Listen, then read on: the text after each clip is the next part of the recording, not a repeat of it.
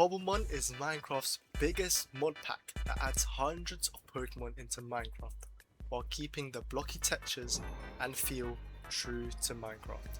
It is the most unique mod pack with hundreds of hours of gameplay. Watch me collect Pokemon, catch shinies, and evolve my team as I take on the many gym leaders and challenges of this region whilst discovering the features of the Cobbleverse mod pack. Day 1, I spawned in and I located the nearby village. Chose my starter Pokemon, and here I go with Froakie. Looted a nearby chest, grabbed some blocks and a black tumblestone. Don't know what it does. Looted some other chests, grabbed some Pokeballs. And here I found an XP share in one of the chests in the houses, which will be super useful later in leveling up my Pokemon. Grab some more Pokeballs, Apricot seeds, and then here I set my waypoint outside the Pokemon Center. I went below the Pokemon Center and looted some of the medicine cabinets. Grabbed a full restore, a max potion, and other things. Then I chopped down a nearby tree.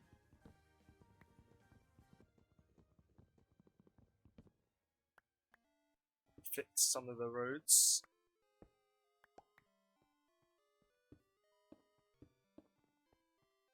And I went into the house opposite the Pokemon Center. Looted one of the chests. Grabbed the link cable and went to bed for the night. On day 2, I picked some of the apricorns outside my house.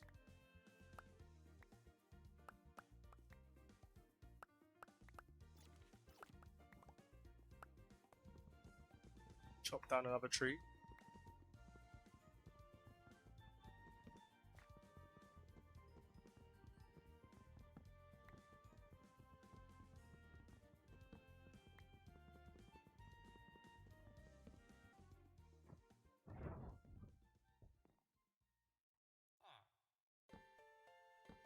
Proceeded to craft some chests to store my items in my base.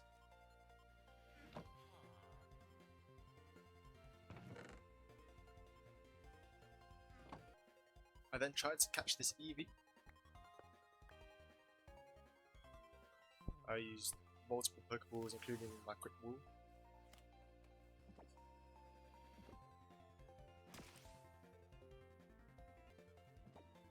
However, for the life of me, it just wouldn't stay in, so I gave up.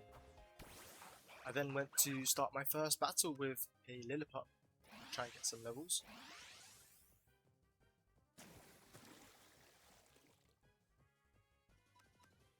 Here I'm using Water Gun, just to whittle down its health, and as you can see, I proceed to get absolutely smoked.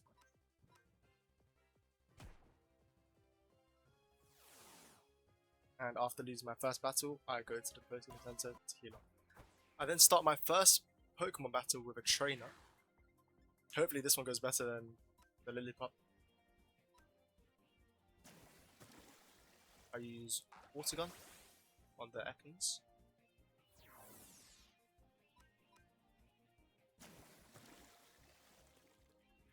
And after enough Water Guns, I proceed to defeat the Ekans. And I win my first trainer battle!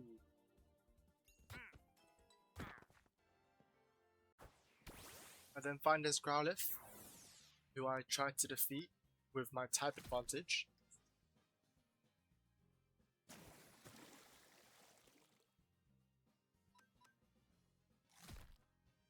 However, it swiftly defeats me. So I go back to the Pokemon Center to heal up, find this Pidgey who looks like I can beat because it's closer to my level. Can I finally win a wild battle? And it's looking like a no right now. Unless I make an insane comeback here.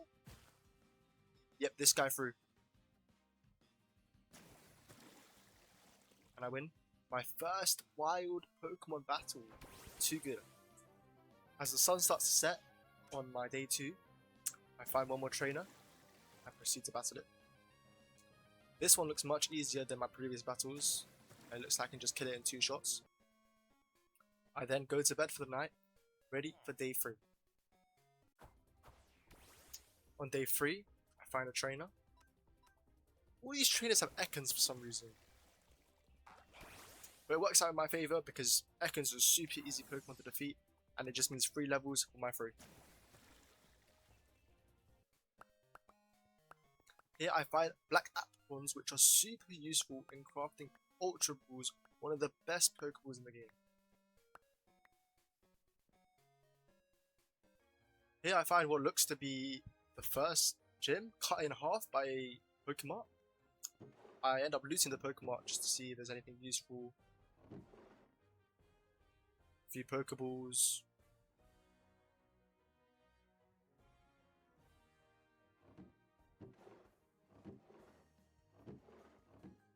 Moo Milk, which will restore my Pokemon's health. And some trainer items. I then challenged Brock just to see what Pokemon he has and what level they are. And I swiftly forfeit as I knew that I would just get smoked and I don't stand a chance right now. So I go back to training. Here I'm training against a wild Pidgey. Pidgey? Starly, sorry. Just to get some XP.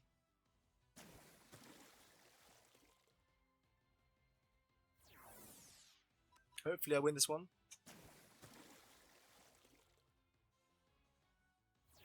And I do! I then find a trainer who also has a Starly.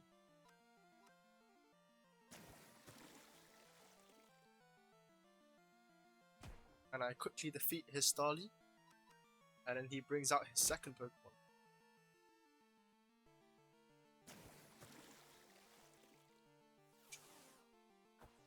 My second Pokemon was a Turtok, and I am at a type disadvantage here.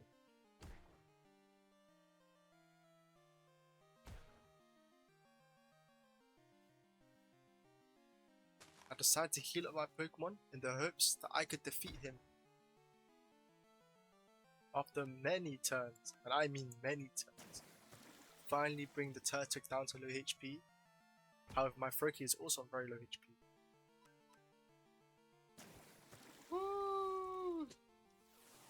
On day 4, I then find this Shroomish, which I decide to try and catch as it has a type advantage against the first gym leader Brock. Uses Rock type Pokemon.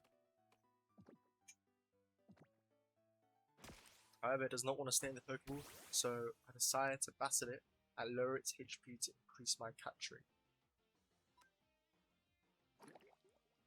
Here I use Water Gun to lower its HP.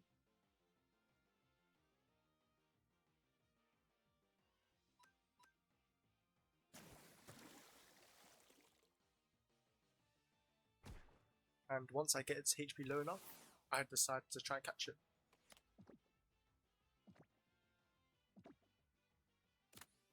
And with that, I've caught my first Pokemon.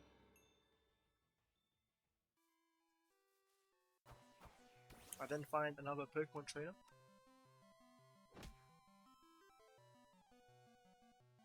And since I've equipped an XP share onto the Shroomish, by defeating a Froakie, the Shroomish will also gain XP.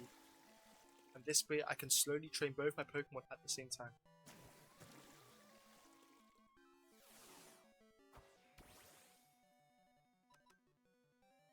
I defeat his Starly, and this guy sends out Chimchar, which dies to one shot from my super effective Water Gun.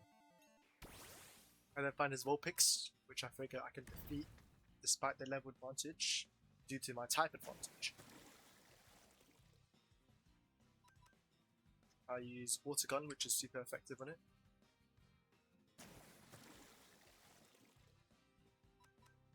And after 3 to 4 hits, I managed to defeat it.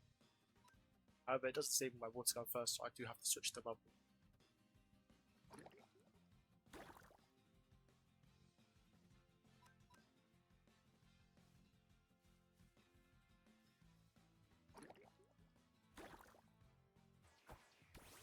I then find this trainer, which has a Badoo, which I try to defeat despite my type disadvantage to it. It paralyzes my Froakie, which makes it slower and means that I can't use moves and sometimes.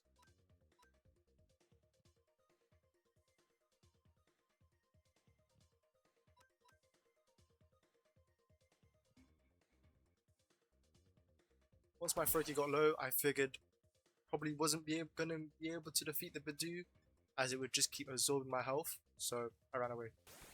On day 5, I found another trainer who had a Shinx. I quickly defeated their first Pokemon using my Froakie.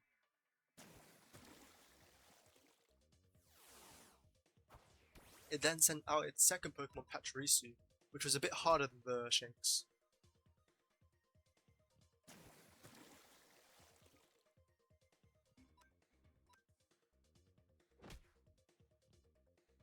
However, using my multiple water guns, I eventually managed to defeat the Pachirisu.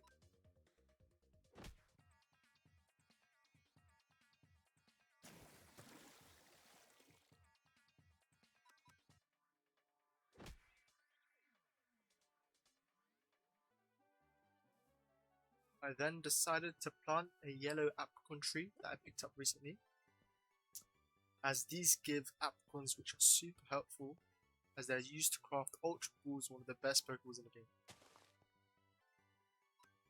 I then decided to evolve my Froakie to Frogadier.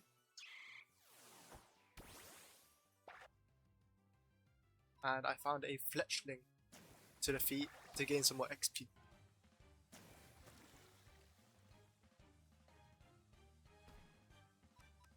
I used Water Gun on it, which is super effective. And as my Froakie just evolved to Frogadier, it's become much stronger. I then found his Vulpix, which my Frogadier is also super effective against, and to just kill it quickly and gain some more XP. Found another Vulpix in a cave.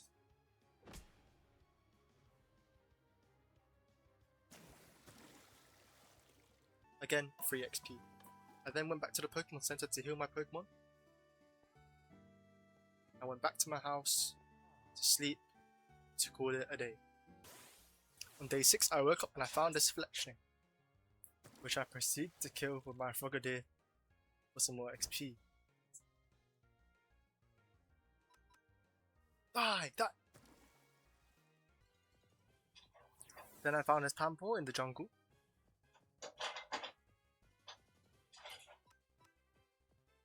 Which I killed with my Shroomish as it had a type advantage over it. Die! Die!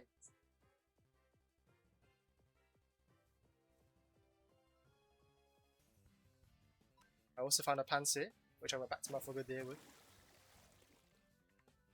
I killed it with 2 super effective water guns. Die! Sorry, 3.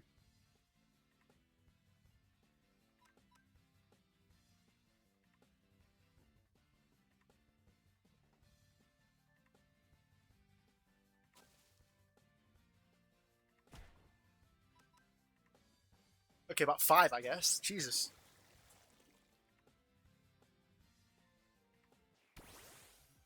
They found another Fletchling, which I swiftly disposed of.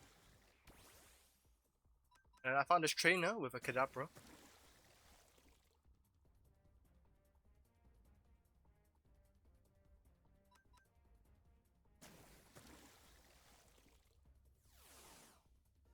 I quickly defeated him. I also found another trainer with a Kadabra. I feel like the trainers always had the same Pokemon. However, after its Kadabra took out my Frogadier with Psybeam, I had to send out my Shroomish, which was quite weak. And it ended up two-shotting my Shroomish, and I lost the trainer battle. Womp womp. I found another Fletchling, which I disposed of with my Frogadier, with 2 water guns.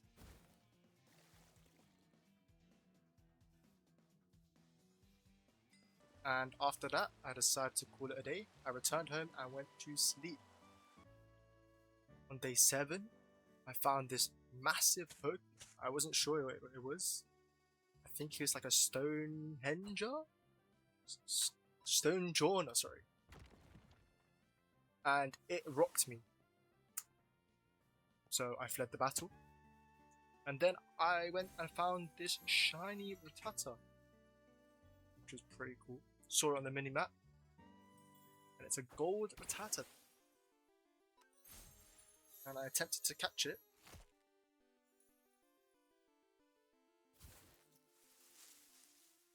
I wanted to paralyze it first to increase my chance of catching it. And then I used Mega Drain to lower its HP. As I was scared using Frogadier would do too much damage and kill it. So once I got his HP low enough, threw a Pokeball at it.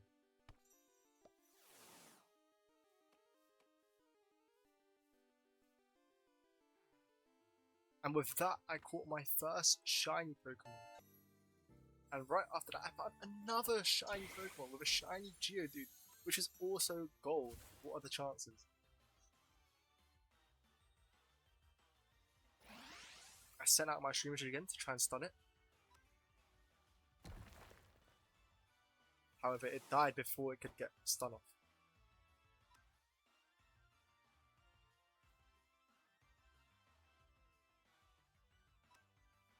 I then used my Rattata, which also died because I just caught it and didn't have a chance to heal it.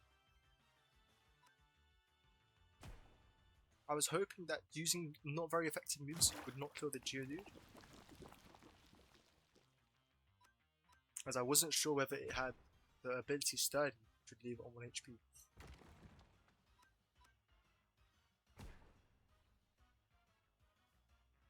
After pounding it a few more times, I eventually lowered its HP low enough to where I had a good chance of catching it with Pokemon.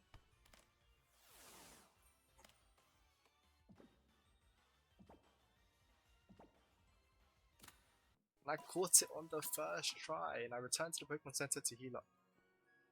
I then decided to challenge Brock, the first gym leader, now that I had 4 Pokemon, to match his 4 Pokemon. He sent out Geodude first, and I started my Frogadier, and I used a super effective water gun, but the Geodude had the Sturdy, which left it on 1 HP. I then used Bulldoze, and then I attacked it with Water Gun on the same turn that Brock decided to heal it up. And this kept going on until Brock runs out of potions. He then sent out his second Pokemon, a Cranidos, who was also weak to my Frogadier. So I just kept using Water Gun.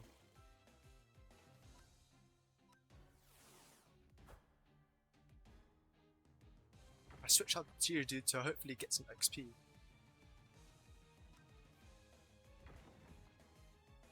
However, it killed my Geodude in 2 shots.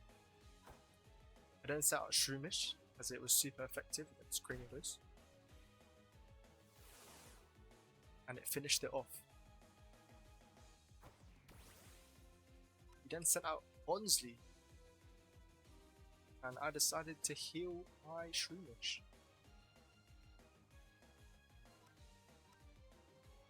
And this meant I could spam Mega Drain and slowly out-heal the Bonsly.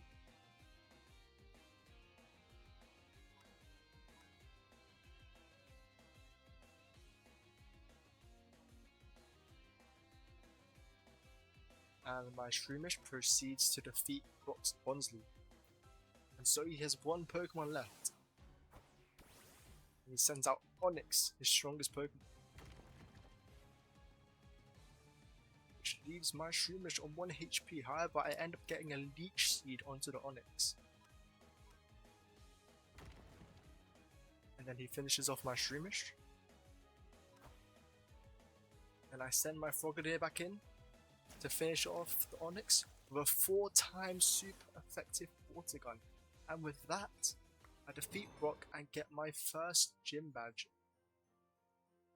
The Boulder Badge. I then went back home and picked up the yellow apricorns outside my house. And then I went to bed for the night, ready for the next day. On day 9, I found some sugarcane.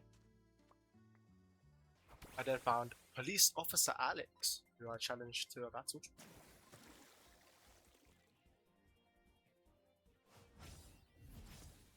I killed his first Pokemon using my Frogadier.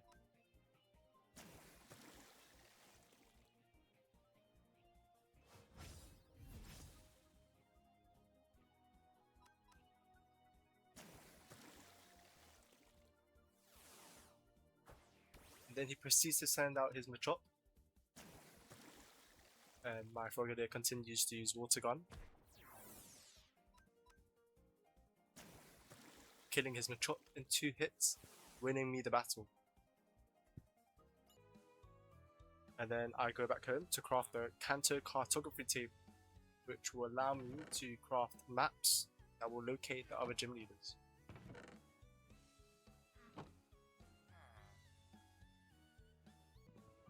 And once I've crafted that, I use it to turn my villager into a Kanto map guide. And I look at the recipe to get the map for the second gym. I go mining for some iron.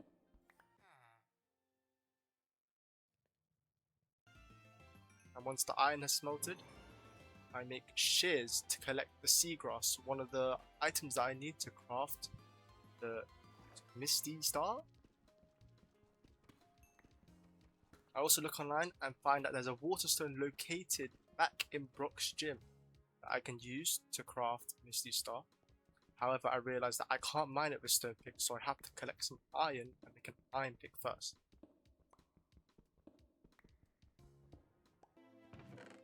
I go back home, smelt the iron, and make the iron pick.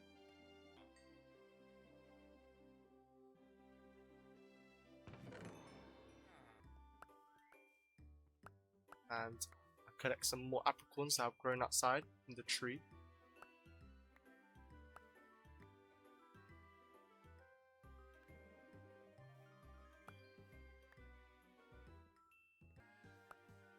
And I collect some more black apricorns from another tree in the village.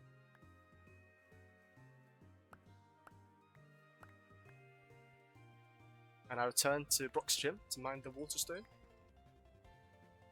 On day 10, I go mining. Here I find a thunderstone and a firestone, I believe.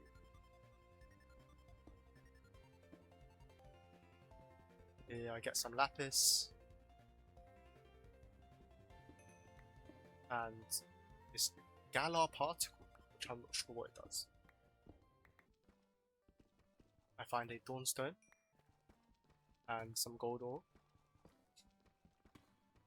This gold ore will be super useful later, crafting Ultra Balls, the best Pokeballs. Some more gold ore.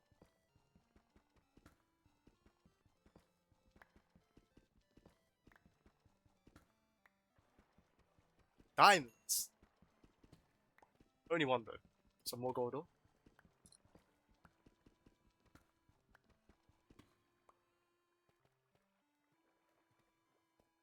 Even more diamonds!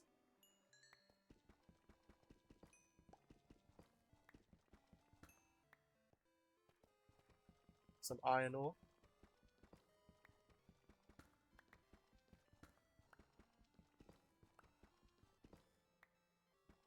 Some more diamonds. Even more diamonds.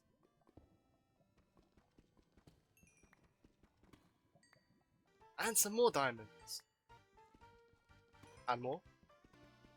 And more. Well, you get the point. It's just gonna be a lot of diamonds.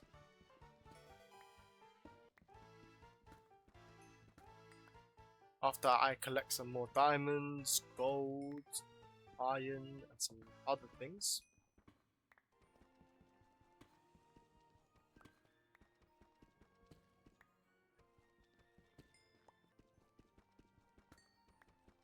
I slowly make my way back up to the surface, ready for the next day. On day 11, I head back home. I smelt some gold and I craft the Misty Star.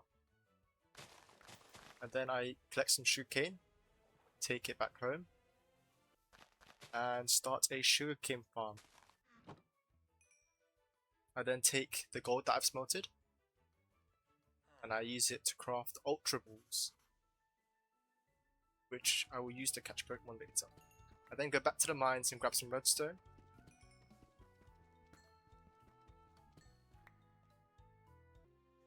Which I return and use to craft compasses.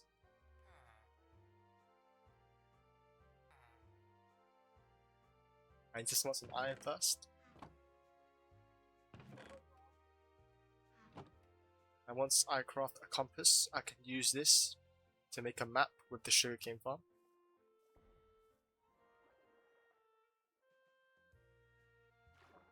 Whilst exploring, I encountered this shiny Magikarp, which is so cool because this evolves into the Red Gyarados, one of the best shinies in the game. I paralyze the Magikarp to increase my odds of catching it. And since the odds of catching it after it's paralyzed is already so high, I don't need to lower it. And I catch it on the first try. I also encounter a Ralts, which is one of my favourite Pokemon.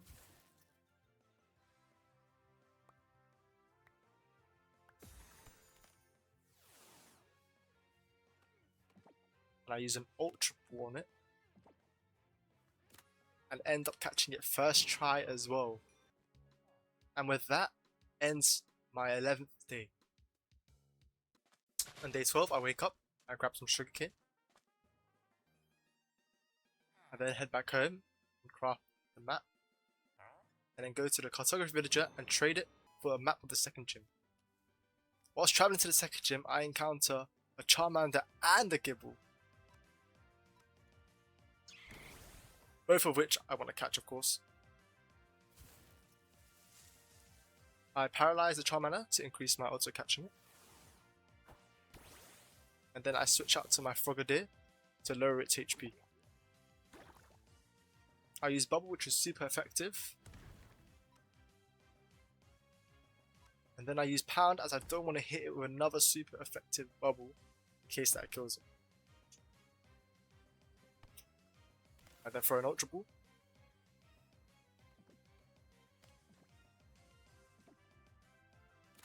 And then call it again in the first try. I'm just different. And next up is the Gibble. Same process again. However, this time I missed the stun.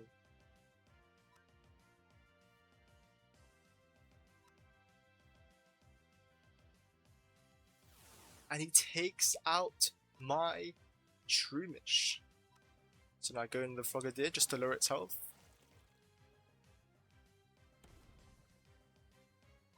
Luckily my moves aren't super effective against it, so I can use multiple hits to lower its health without killing it.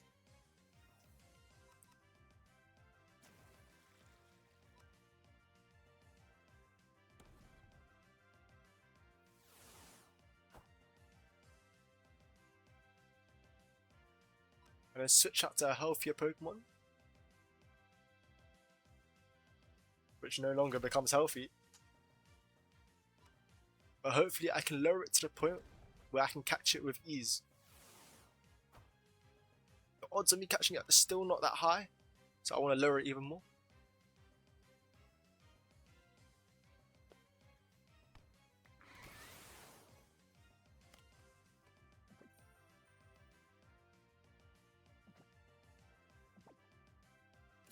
And again, caught it in my first try. And here, because the Charmander is above level 16, I can evolve it straight away into Charmeleon.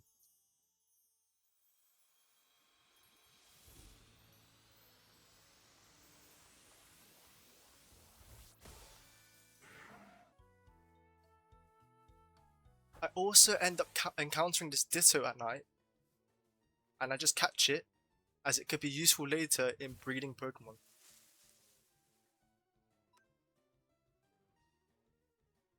I tried to stun it with my Shroomish, however since the Ditto copies my Shroomish, it ends up becoming immune to stun spore.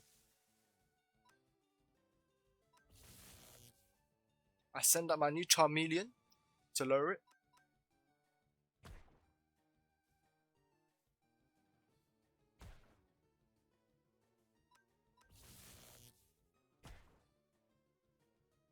And once its HP is low enough, I can throw my Ultra Ball at it. And I believe this is a guaranteed catch in the first try.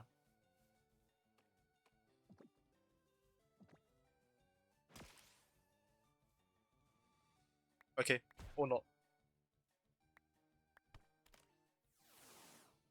Got a bit arrogant there, but surely it's the second try. Thank God.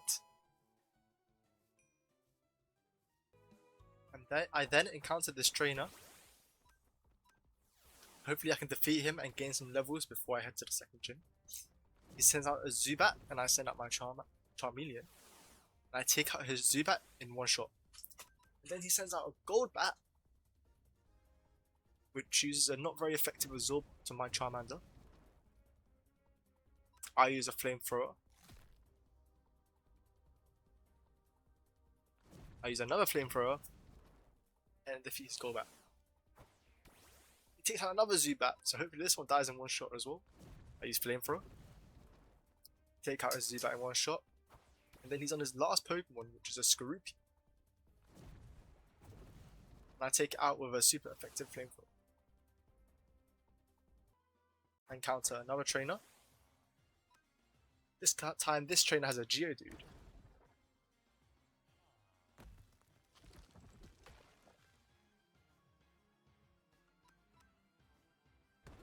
I take out his Geodude with 2 Dragon Breaths.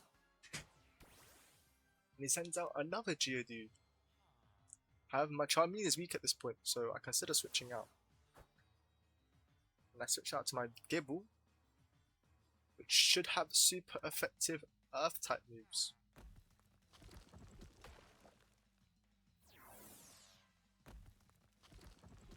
And I'm able to take out his second Geodude in 2 shots. And now he'll send out his third Pokemon. I wonder what it will be! And it's a Geodude! Who would have thought? I also managed to take out this Geodude in 2 shots.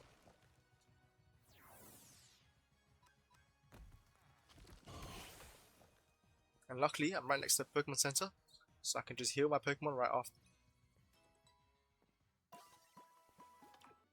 After healing my Pokemon, I encounter another trainer, Parasol Lady Alexa, who has a Goldie.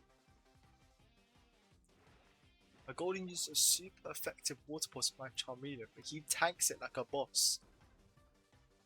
And I hit her back with another Dragon's Breath, which also ends up paralyzing the Goldie.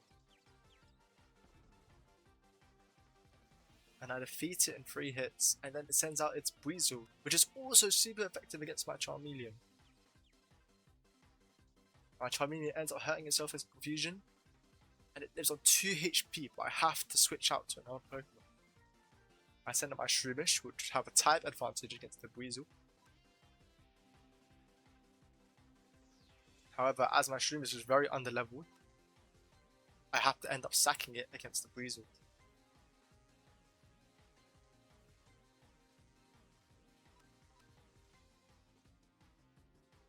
And here the Weasel defeats my Shroomish.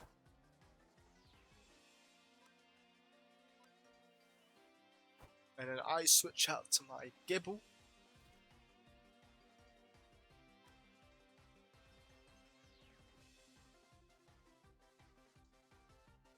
And I decide to use Bulldoze to hopefully try and lower its speed. However, the Weasel is still faster than my Gible. However, it lives on 1 HP, but it ends up flinching. And his Weasel takes out my Gible. Now I can just finish it off with a Geodude. And my Geodude has Sturdy, it cannot be defeated in 1 shot.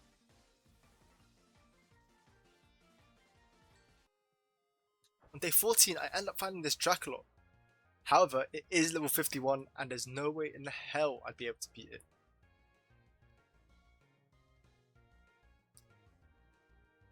So I run from the battle. I also end up finding one of these Pokemon showdowns? Raid then, sorry. Just to see what they are, and then I saw the level 75 Glimora and I just gave up.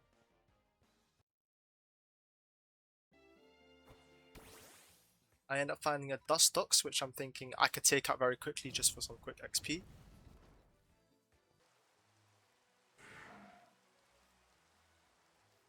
And then I encountered this Relic Tower, which I raid. Grab some XP candies, some Ice Stones, and some Relic Coins.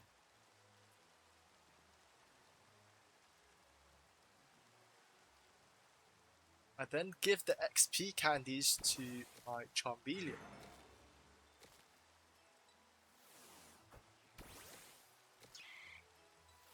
And some to my Shroomish. And since my Shroomish is now high enough level, I can evolve it into Breloom.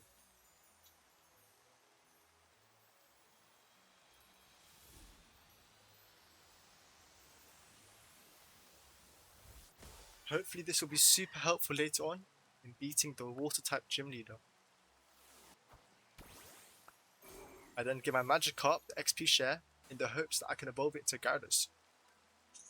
I also edit my Breloom's moves now that he's evolved. I give him Giga Drain, Sky Uppercut, and Headbutt. I also end up finding this Kadabra, which I figured I should catch as well.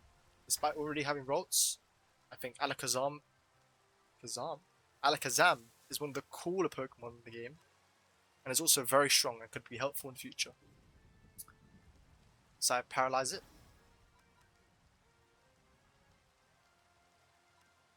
Then I use Giga Drain to whittle down its health while trying to keep my Breloom healthy.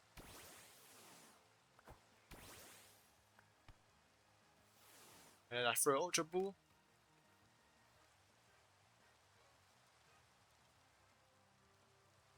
And catch it on the first try. I then encounter this village. I decide to loot the village. And I find a random mixture of berries, seeds, plants. Nothing too useful, I figure. However, I decide to go back and just take some of the stuff that could be useful in the future, that I'm not too sure what the use cases are for.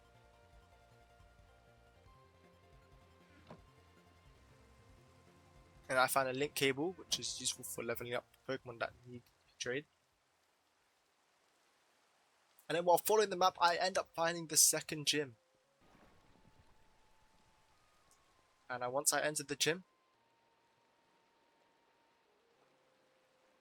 I heal my Pokemon, loot the chest, nothing in there, and I get attacked by this annoying Pokemon that I have no idea what it's called.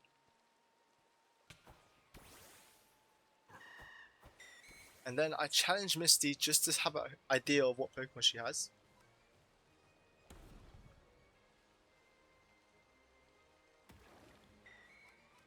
I managed to take out her first Pokemon very quickly with my Charmeleon. And then she sends out a Goldeen.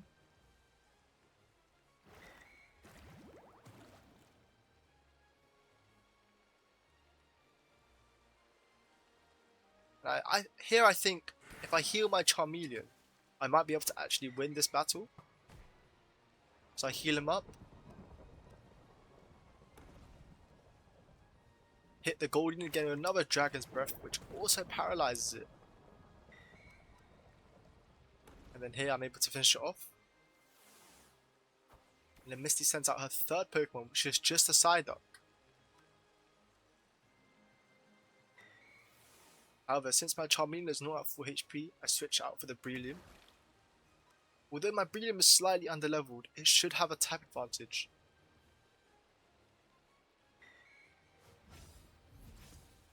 And it uses a super effective Giga Drain to heal itself back up to full HP. and it finishes off the side duck with another Giga Drain. And now she's on her last Pokemon, which is her Starmie. Proceeds to one-shot my Breloom with a super effective Psyshock. But that's okay because I have 5 more Pokemon. So I send out my Gibble.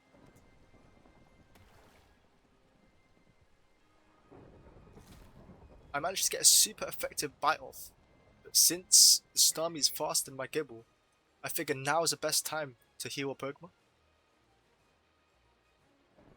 So I use my Max Potion on the Charmeleon.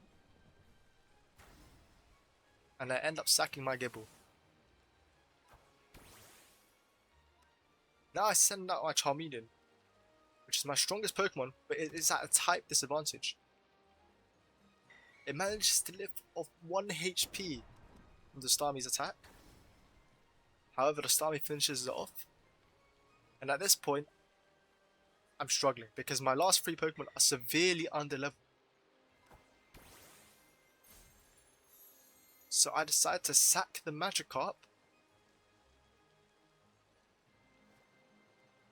and try to revive my Charmeleon, but I'm out of item usages. So here I forfeit, I heal up my Pokemon and decide to go training. I head outside and find this Arrokuda.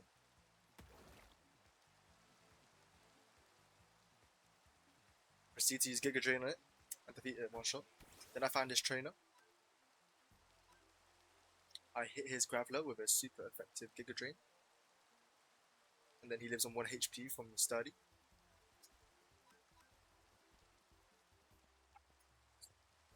And then I finish it off.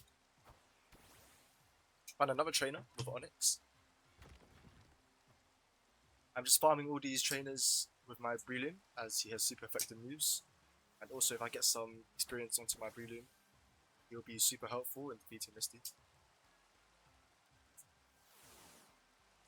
And once he's down, I find his Krabby. And then I encounter Pokemon Trainer Dawn. Send out my Charmeleon into her Clefairy, and then she switches out to Kadabra. And then he tanks my Flamethrower. And my burn procs on the Kadabra, and it synchronizes onto my Charmeleon. I don't think my Charmeleon can get burned.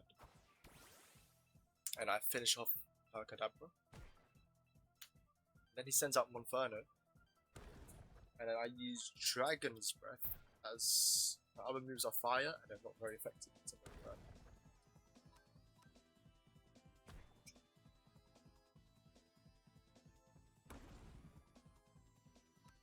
I managed to paralyze the Monferno, but it's still faster than me.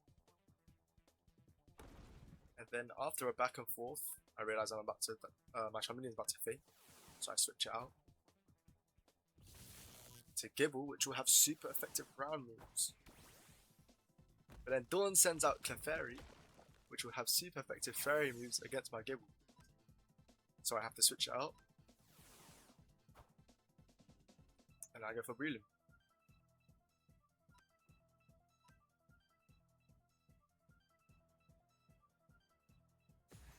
The fairy moves are also super effective against my Breloom. But I figure with a Giga Drain it will manage to out-sustain the Clefairy.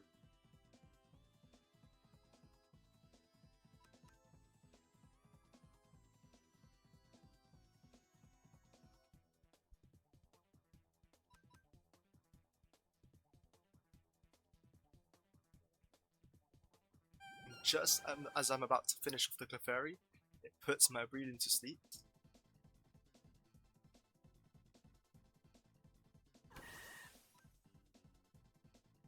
So I figure after it wakes up, I'll be able to finish it off. The Clefairy keeps healing itself up.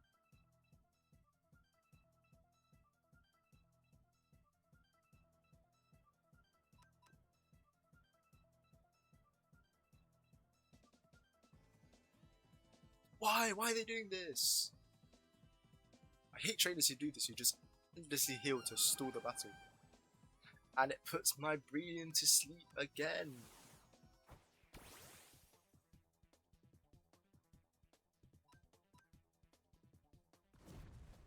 Honestly, I figured I could finish off with one today, bro.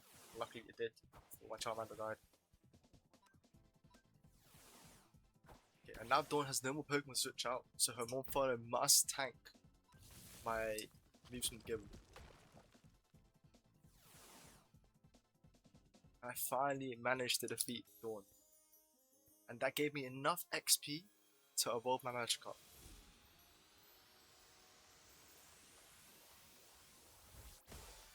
And I got a shiny red Gyarados.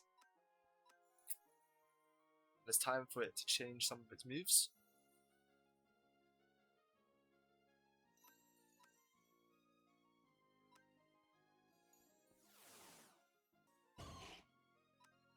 And I'm also able to evolve my Gibble.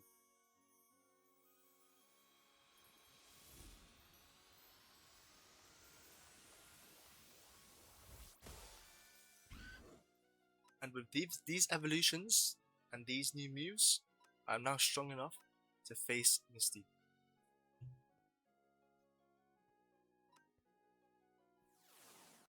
On day 17, I head back into the gym and challenge Misty for the second time.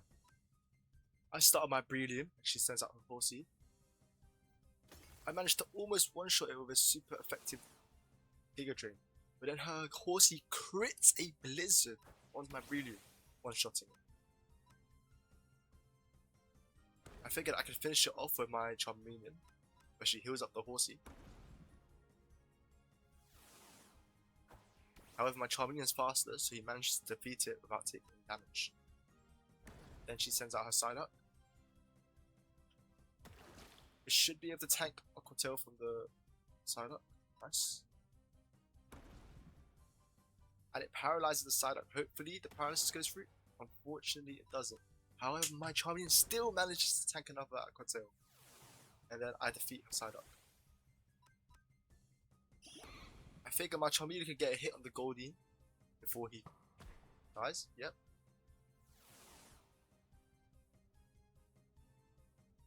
Then I send out my Gabite. This should finish off the Goldeen.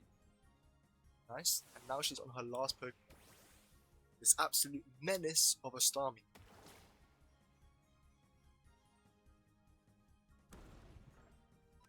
The Starmie will outtrade my Gabite, but hopefully I can do enough chip damage to it that another Pokemon can finish it off. The last hit crit!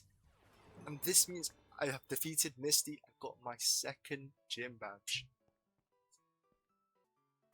I quickly heal up my Pokemon and I head back home. On my shiny Gyarados. After I return back home, I then head out for the mines. I gather some iron ore, some more iron ore, some more iron ore,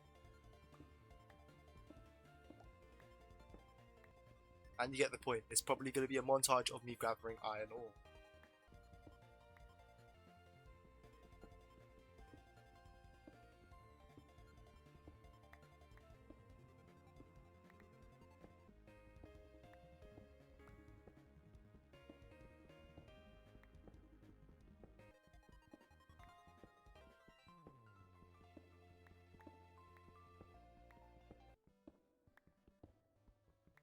I mean, I grabbed the Dawnstone too, so I guess it's not just iron ore. But yeah, once I grab all that iron ore, I return home, smoke that really quickly, and then I look at what I have to craft next to locate the third gym. So on day 19, I head out just to do some exploring. I take my shiny Gyarados and follow the river. Whilst following the river, I find a ruined portal with some loot. Nothing too useful. Probably should have taken that revive, but took the gold. And then I actually end up finding the fourth gym leader.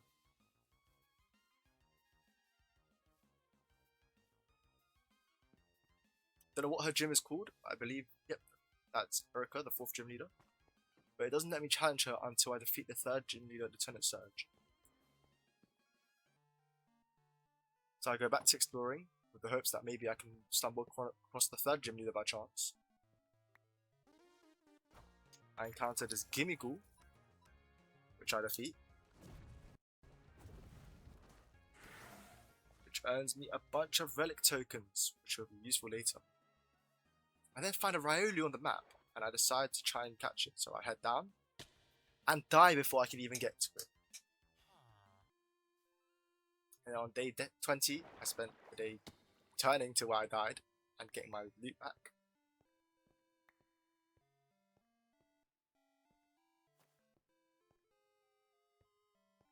Luckily, this mod highlights all the loot you die.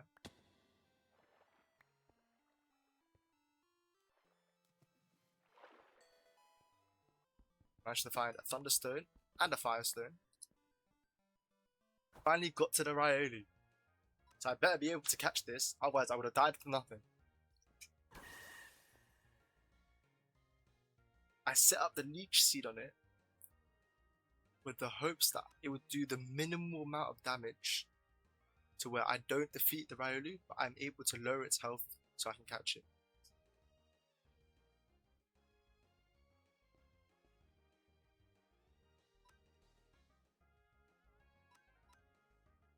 I then hit it with a paralysis,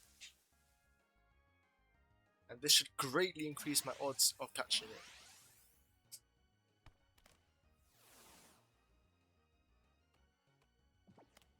Throw Ultra Ball at it, and luckily catch it on the first try. I then encounter a trainer. I figure it's a good time to train for some levels before heading off to the third gym. I managed to defeat her Mischievous with 2 flamethrowers from my Charmeleon. And she sends out her Drifloon.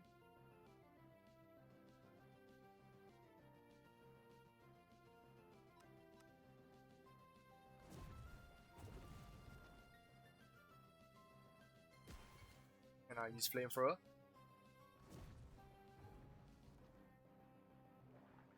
And I managed to defeat the trainer. I find these red mint seeds, which will be useful later. I had some blue mint seeds, green mint seeds, pink mint seeds, dark blue mint seeds. Encounter another gym, but it is the first gym which I already defeated. On day 21, I find another trainer which I can gain some levels against. I hit his Growlithe with a Dragon's Breath with my Charmeleon, and then he switches out to his Lycanroc. And I just keep spamming Dragon's Breath. It uses a super effective Rock Tomb and leaves my Charmeleon on 1 HP. And it also lowers its speed, so I don't want to risk it getting outsped, so I switch it out.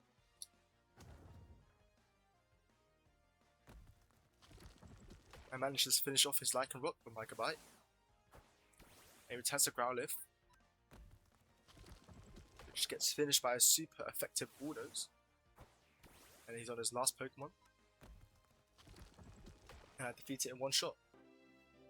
While looting the village, I find an XL XP can, which gives me just enough levels to evolve my Charmeleon to Charizard.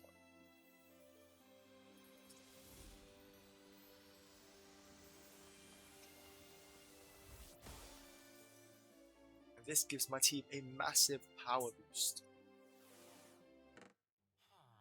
I then loot some more chests, find a Thunderstone, a Black Belt, a Great Ball, some more red coins.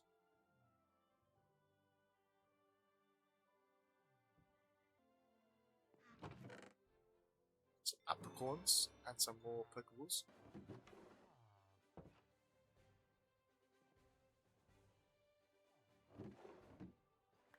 Then on day 22, I find the Pokemon department store, and they sell a bunch of goods ranging from Minecraft stuff to Pokemon stuff.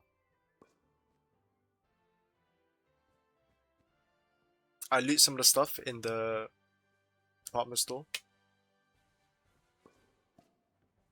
and then I check out all the trainers just to see what they have.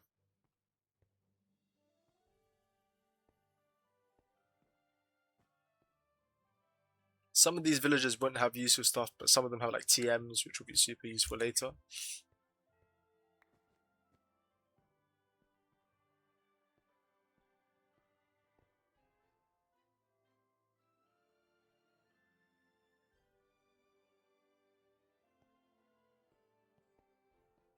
I go upstairs and have a look at the other villagers.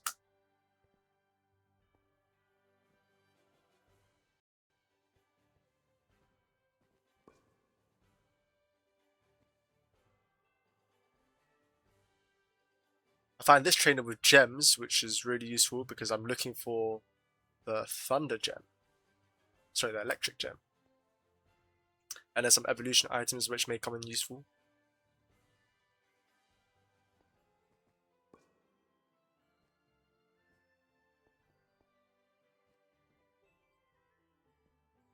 This trainer actually sells XP, so if I manage to find a way to farm gold efficiently or Pokecoins, that could be an XP farm.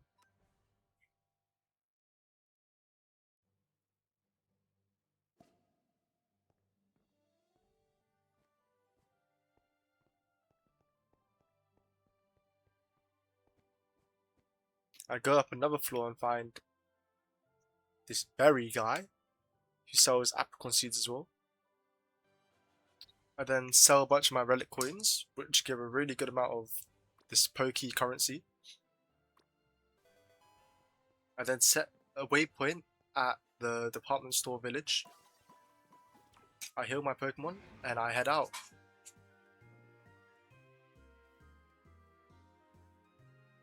I'm struggling to fly with my Charizard here, but eventually I figure it out. Here I figure it out, and then I just carry on exploring. Here I just spend some time flying around my Charizard exploring. There's a bit of lag because I'm loading new chunks, but yeah, I'm just flying around, and then eventually I come across another village, and this one looks pretty unique. It has some structures I've never seen before. So I head to the village and then I just loot some chests. Grab a few things. Go to the Pokemon, has some rare candy and some other like evolution items. And then there's this structure in the village, which is pretty interesting. I think it's like a ranch. And then yeah, I loot some of the chests. The barrels are empty, they seem to be there for decoration, but I do find a rare candy. And then I decide to leave the village. And then while leaving the village, I actually come across another village. And again, I just loot some of the chests.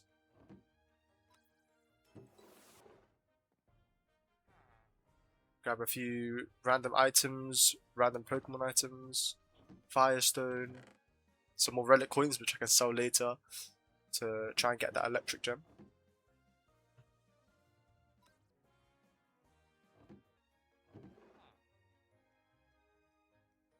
Some other useful bits and bobs. And then I enter the new structure again. Have no idea what this is, but there was a Pokemon Center in there, I guess. If you have any idea what this could be, leave a comment down below. But yeah, and then I come across this nature temple, grass temple. Seems to be some sort of like plains variation of the desert temple. And then I figured because if it's like a desert temple, it will have a floor below. And then I loot some of these chests.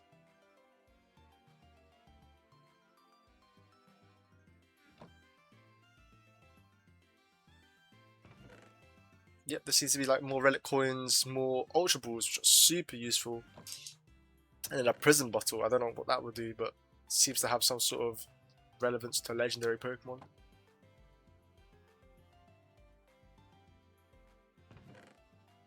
Here you can see me search up what it's used for.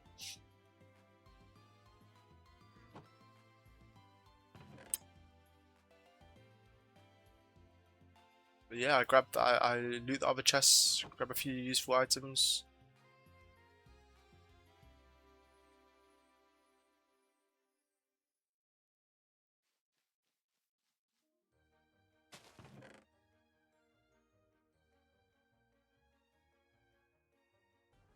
Then once I'm done looting the chests, I head back out. And then I return to the nearby village. and then use the waystone to teleport back to the Pokemon department store, sell some of the stuff I looted just to make some more credits, and then I head back out, find another temple, I guess, but this time in a Dark Oak Forest, so it looks a bit different.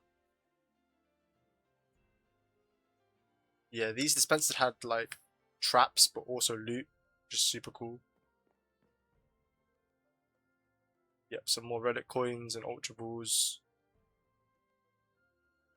And then I assume there was a floor below again, like last time. And then this time, it was booby trapped. And it just exploded and all the loot went on the ground. Just crazy. So yeah, I had to pick up the loot off the floor, which kind of just filled my inventory, just full of like a lot of garbage as well. But yeah, here you can see me sorting through all the quote-unquote garbage. I decided to keep some of the wood because it was convenient, just having stacks of logs. Collecting the stuff I needed, I threw up a bunch of the stuff I didn't need it. Like these low tier Pokeballs, this horse armor. And I just kept whatever I thought I might need in the future. And then I headed back out. I actually saw this cool Pokemon that I've never seen before. I wasn't quite sure what it was. It was a Petrunt? Petrunt? I don't know how to say it. I've genuinely never encountered this Pokemon before.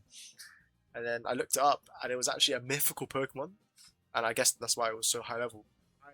But I figured because it was so high level, I wouldn't be able to catch it. So I kind of just fleed. But it was a cool encounter. Like, I've never seen this Pokemon before. Yeah, it pretty much one-shots my Charizard, so I just give up.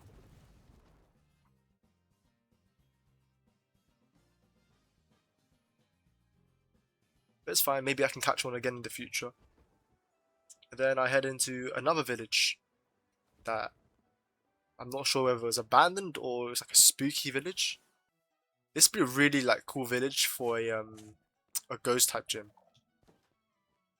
But yeah, they had this like sort of cult cathedral.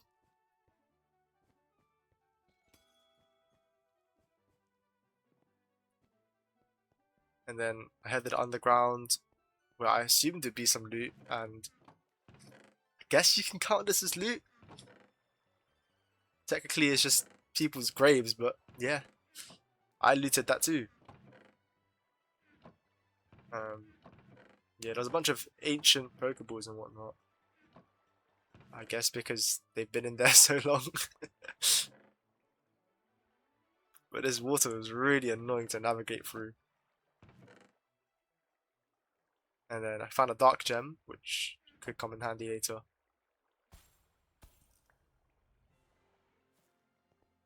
And then I headed back out. I went back home and decided to chop down my apricot tree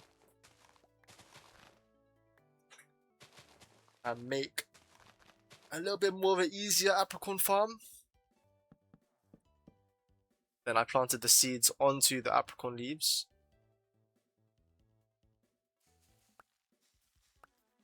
And then I took the bones that I actually looted and turned it into bone meal and used that to farm some apricorns.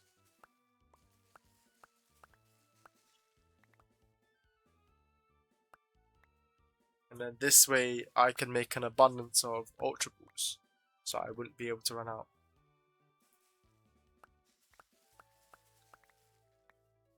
Bone mealing the apricorns also gave me a small chance to get some more seeds to expand my farm.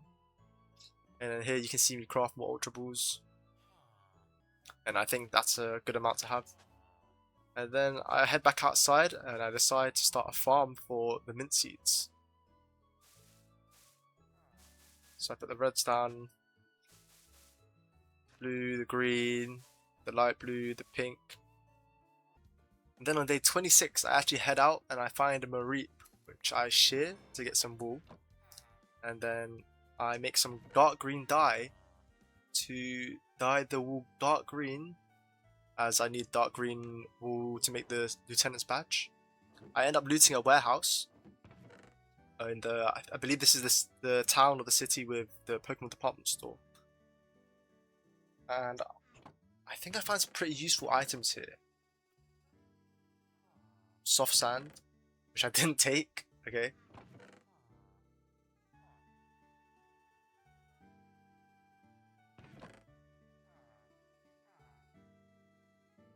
Enchanted Iron Axe, not too useful. Shiny Stone could be helpful later.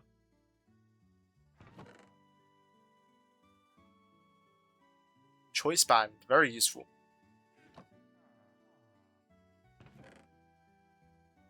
Twisted Spoon.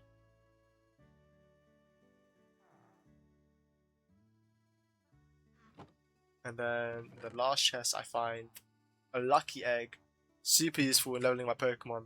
Life Orb and Leftovers, two super useful combat items. If you don't know what they do, Leftover gradually heals the Pokemon, and Life Orb makes the Pokemon deal more damage but also take a bit of damage in exchange. And I loot some more chests for relic coins.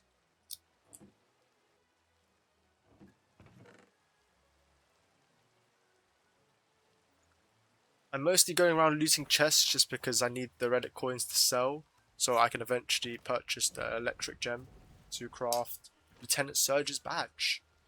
So I defeat this Gimmighoul for some more relic coins, head back to the department store, sell them, grab the electric gem, and I head back home, take the green wool, take some gold, and I believe that I have all the items to craft it now. Perfect.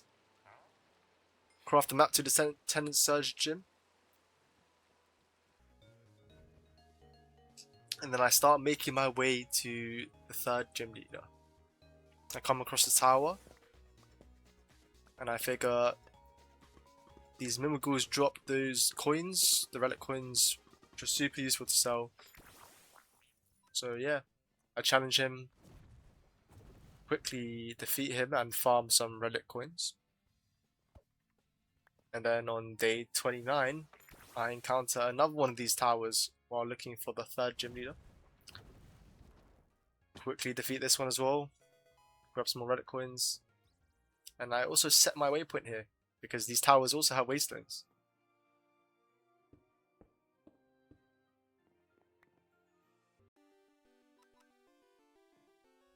And then, yep, here's another one that I find.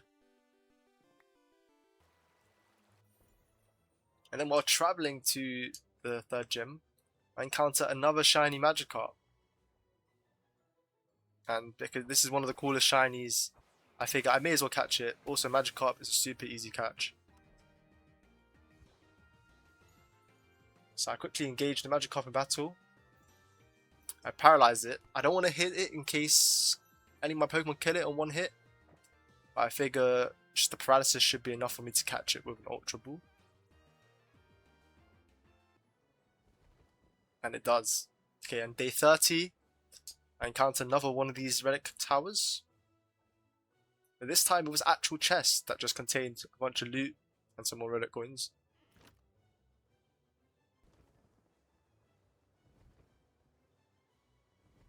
And then I keep traveling to the third gym leader. And then I start to load in the map, so I know I'm really close to the gym leader. And I just have to fly in this one direction to find it.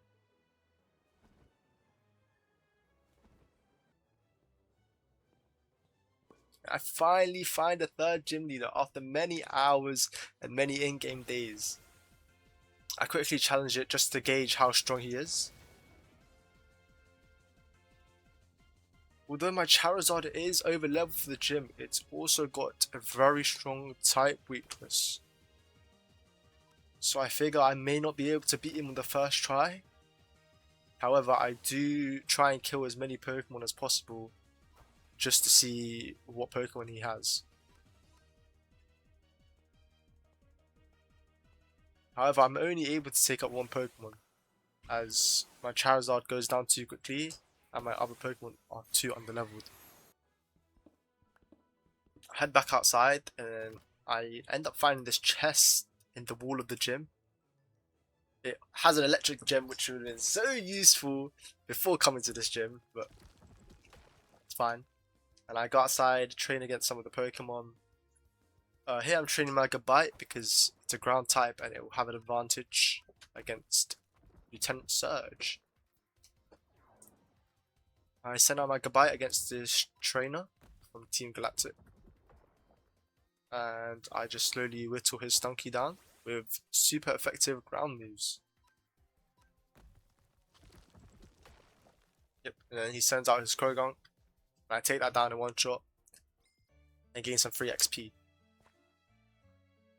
And I eventually find the white seeds, which means I have all the seeds now. And then I encounter another grunt.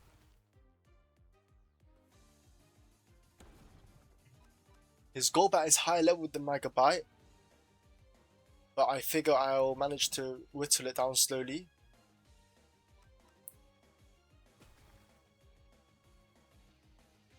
Its Air Cutter does do a lot of damage. And my dual chop misses, so I have to switch out my Pokemon before it dies. Otherwise, if it does fade, I will gain no XP, which sucks.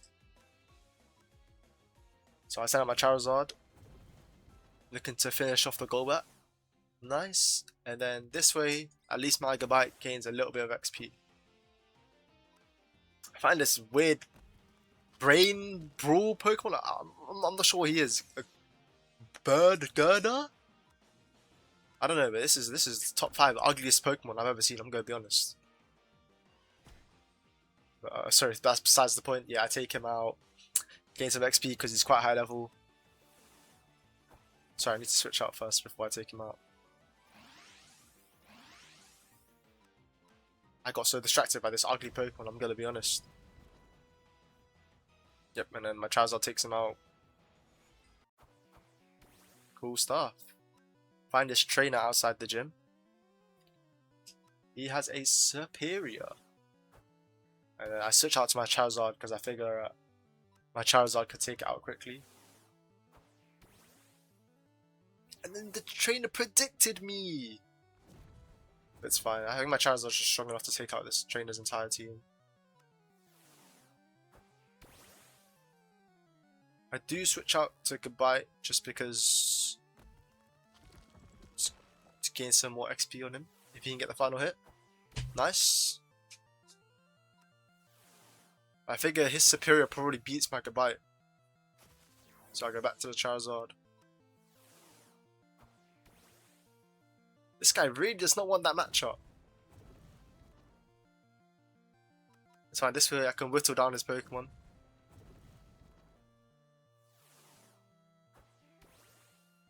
Okay, now this trainer can't switch out of his Superior, so he has to tank the Flamethrower. Which I can't do. I head back to the gym, kill my Pokemon. And then, I think at this point, I've gained enough XP to evolve my Geodude. Sorry, my shiny Geodude.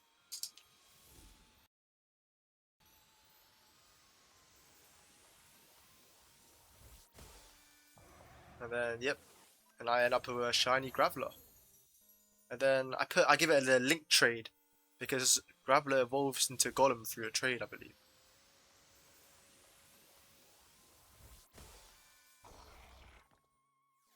Now I have a shiny Golem, which will be super helpful in the electric type gym as he's ground and rock.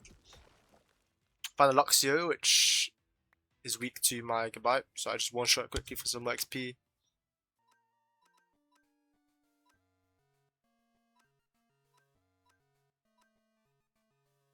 And here you can see I'm updating some of the moves to my Charizard, just to give it a bit more type coverage.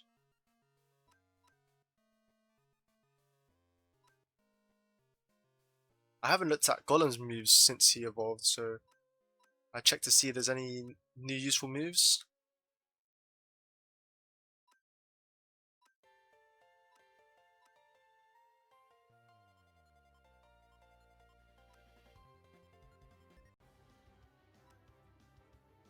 And then I find a Miltank that is super high level, but Miltanks generally aren't too strong, so I figure I could just kill it for some more XP.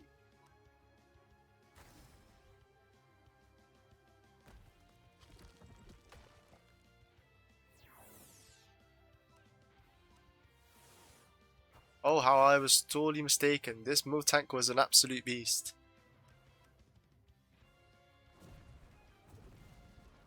Miltank's super annoying because it also heals itself. I figured the Charizard would be able to do more damage than the Miltank can heal in one turn. So I just keep hitting it with a series of flamethrowers.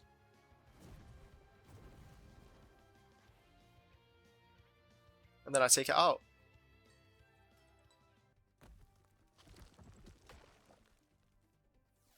And then comes the night and I see some more trainers. Defeat them for some XP. And then I move some items around. And on day 33, I decide to rematch Lieutenant Surge. Is it just me or does this Raichu look like it has goggles? But anyways, I hit it with a bulldoze, which takes it out in one shot. Then he sends out Magnezone. And then I switch out to my Charizard because it's weak against fire, and I figure this is the best time to send out my Charizard as it's weak to all his other Pokemon. So I hit it with a Flamethrower, but because of its ability, it leaves at 1 HP.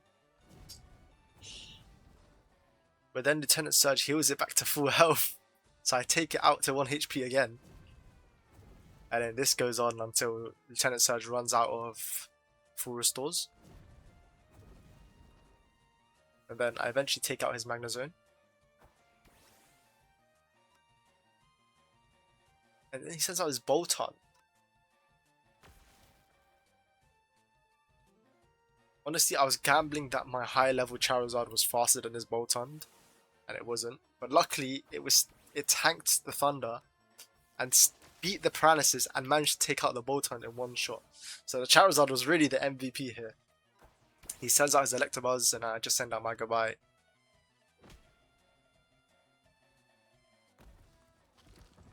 Hit his Electabuzz with a Bulldoze. Almost defeats it in one shot.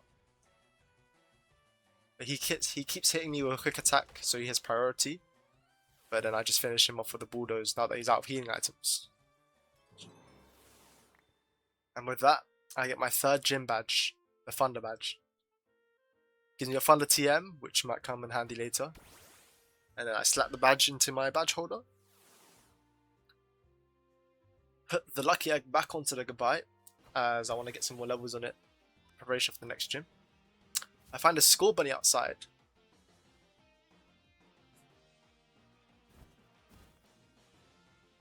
Quickly stun it. I don't have any Pokemon that are weak enough to where I can hit the Skull Bunny and lower it. So honestly, I hit it with a Paralysis. I hit it with a Leech Seed, which will slowly lower its health. And this way I can hurt the Skull Bunny without killing it.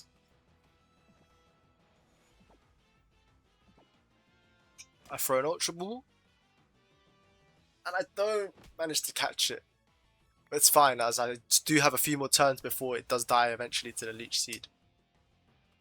So hopefully I can catch it before then. Second try. Nice! Okay, and then I head back home. I find another one of these relic towers.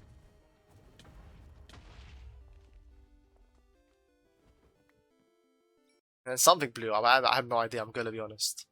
But the Mimigal died, so I'm taking the gold. And I eventually meet back home. Organize my inventory a bit. Plant some of the apricot seeds I looted. Plant the white mint seeds just to make sure I have all of them now.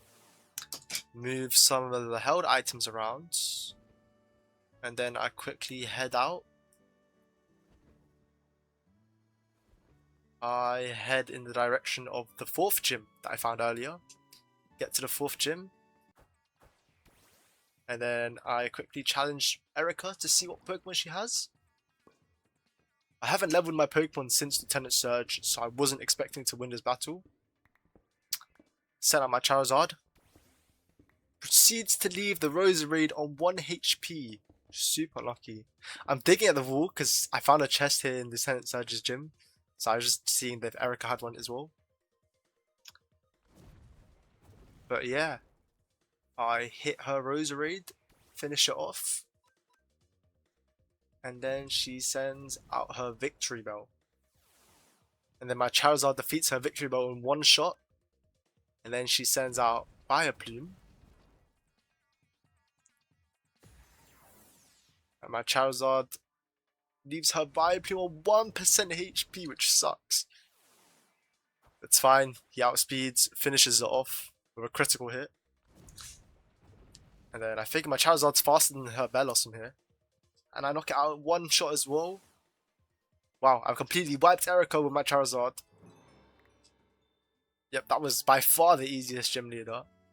But yeah, that's my 4th badge, straight after my 3rd. Nice. On day 36, I went back home and looked at the recipe to craft the next map, the next gym leader. I flew out to collect some brown mushrooms, one of the items I needed to craft a fermented spider eye.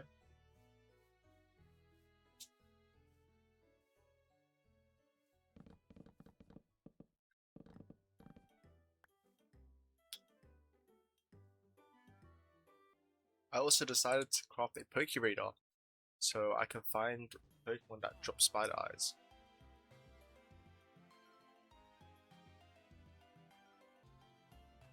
I had to quickly go down to the mines and collect some copper in order to craft the Poke Radar. And once I got that, I smelted it, headed back up, and crafted the Poke Nav. And with this, I can locate the Ariados and the other Pokemon that drop spider eyes.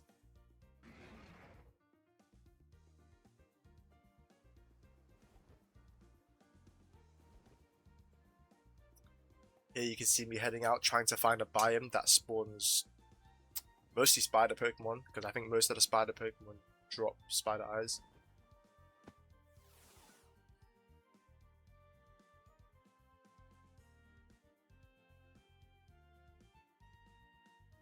Here you can see me looking through all the Pokemon that spawn in this biome.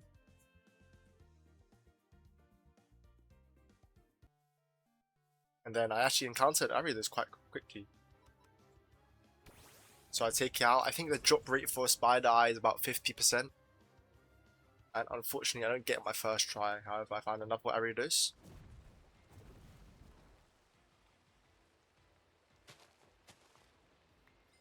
And it actually drops this time. So I craft the fermented spider eye. And then I go exploring.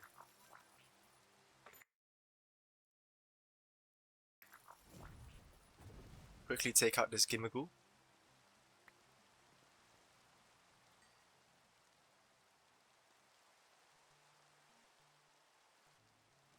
And I head back to the department store.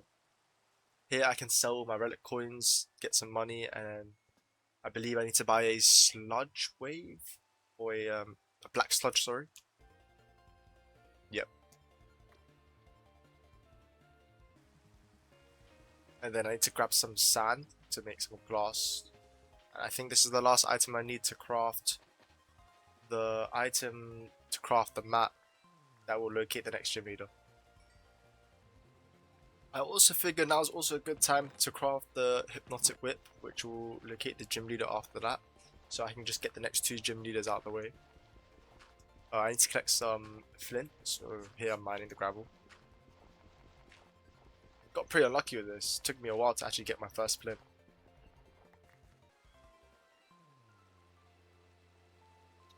And then I craft the Ninja Poison, which will lead me to the 6th gym leader. Then I have to kill some birds and hope they drop a feather. I actually encountered a shiny Burmy while I'm hunting for birds. Honestly, it looks exactly the same as a regular Burmy.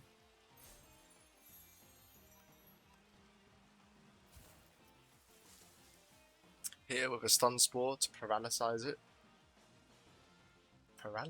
Paralyze it. And then because my Brillium is body blocking my Burmy, I can't hit it with an Ultra Ball. So I do have to climb up there. And I'm clearly not good at parkour.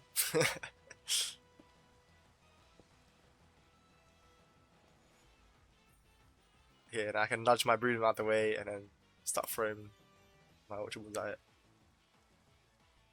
Well, my broom's just too fat, so it doesn't matter.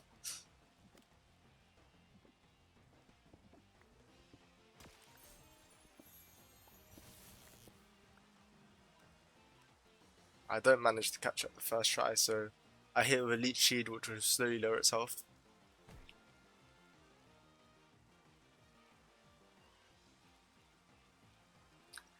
I get pretty annoyed, so I figure I should eventually just start making a false swipe TM.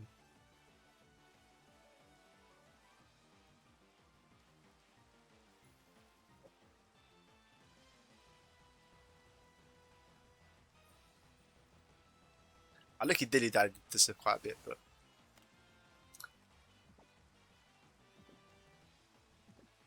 I do eventually catch the Burmy. Nice. And then I find out Oricorio. Some of these names are so stupid. But I kill it to try and get some feathers.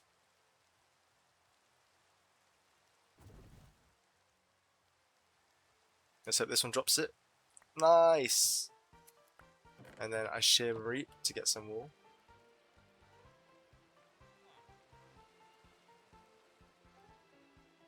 Make a compass so I can make another map. Smelt some red apricorns so I can dye the wool red. And once I have all the items to craft the hypnotic whip, I grab the map from the next gym leader. And on day 38, I head out looking for Kogo's gym. I come across it fairly quickly. And then you can see me traveling to it on the map.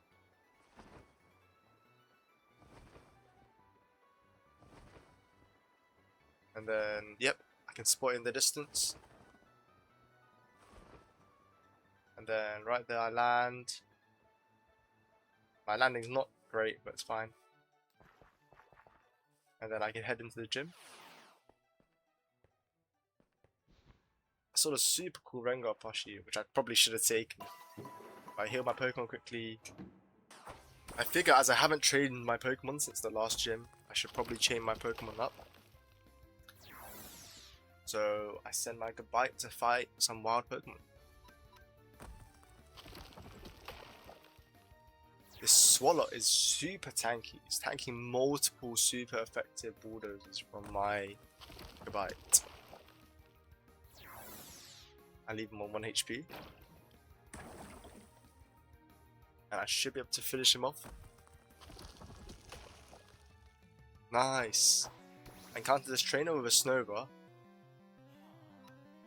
I withdraw my Gabite and I switch up for Charizard, as my Gabite is 4 times weak to Ice type moves, and I don't want to risk him getting one shot.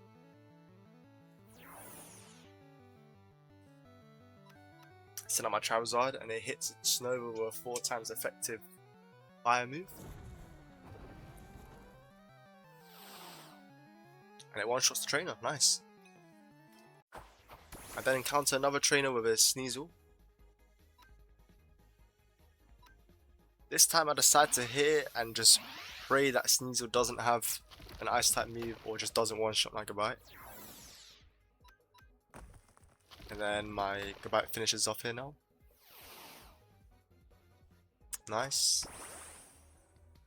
And then I see some relatively weak Pokemon, which I can just kill quickly for some quick XP.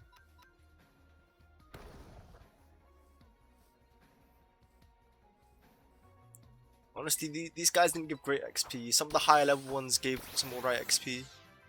But here you can see I find another one.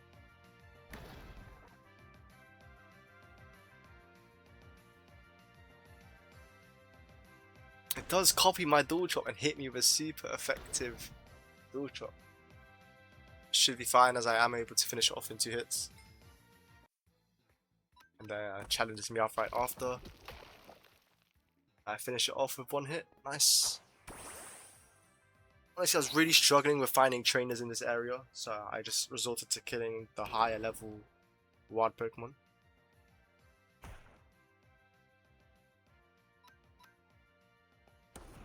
Yeah, I hit this bird Pokemon with 2 dual chops. Nice.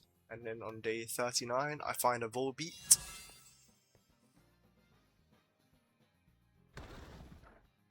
However, it did protect itself from the first shot.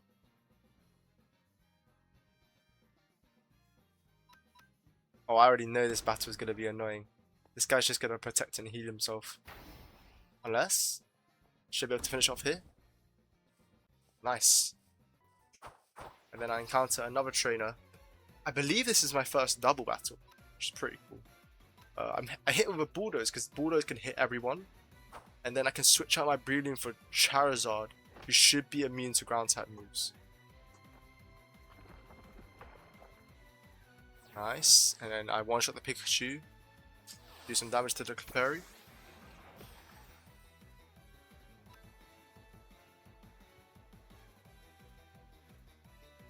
I don't think it matters too much what I hit him here with.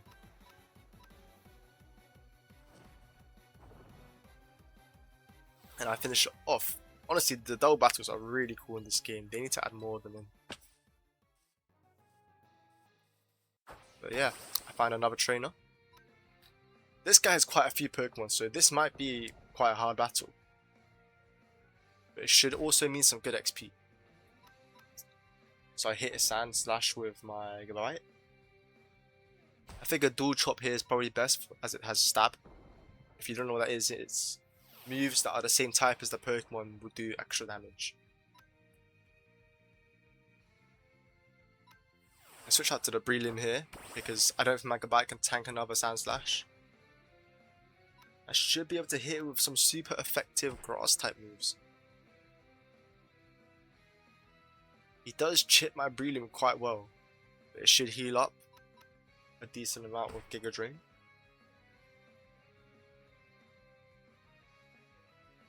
Nice, takes out his second Sand Slash. Honestly, I thought he'd bring out a third one this time, but luckily it's a Nidorino. I believe my Breloom is weak to poison type moves, so I figure I would just apply some status effects onto it.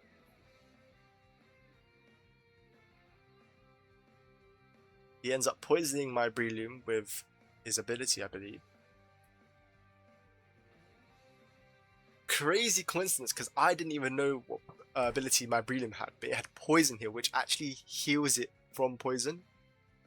Yeah, that sounds pretty obvious, but this actually allowed my Breloom to heal even more and tank against his Nidorino.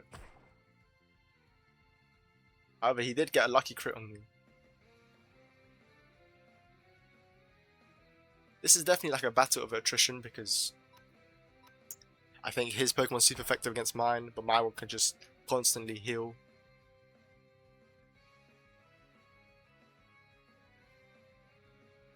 I think I have 4 heal. I actually out heal him here.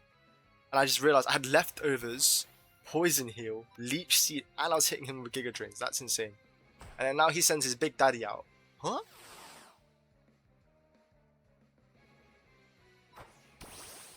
Honestly, if my Gyarados was strong hit, it'd probably be the best bet. But I sent out Charizard just because it's high level. And yeah, he makes easy work of this Nidoking. Nice. And then he's on his last Pokemon, Rhyhorn, super defensive Pokemon. Honestly, I think this Rock Boss will kill my Charizard, yep. I only have 2 relatively strong Pokemon left. I figure I should just send Gyarados out just to see if I can do a bit of damage and whittle him down to guarantee the kill for someone else. But he actually one-shots the Rhyhorn. Which is crazy, I did not expect that. He was like 10 levels down, but it's good for me, I guess. That gave me a huge XP boost for my team. And then I head back home. I grab all my rare candies and I give it to my Gabite because as a ground type, he could be my strongest carry for the poison type gym. Honestly, I thought he evolved at 45 and I thought I could evolve him here. I was sorely mistaken. Probably should have saved those rare candies until he was 55, but when he actually evolves. On day 40, I found this trainer.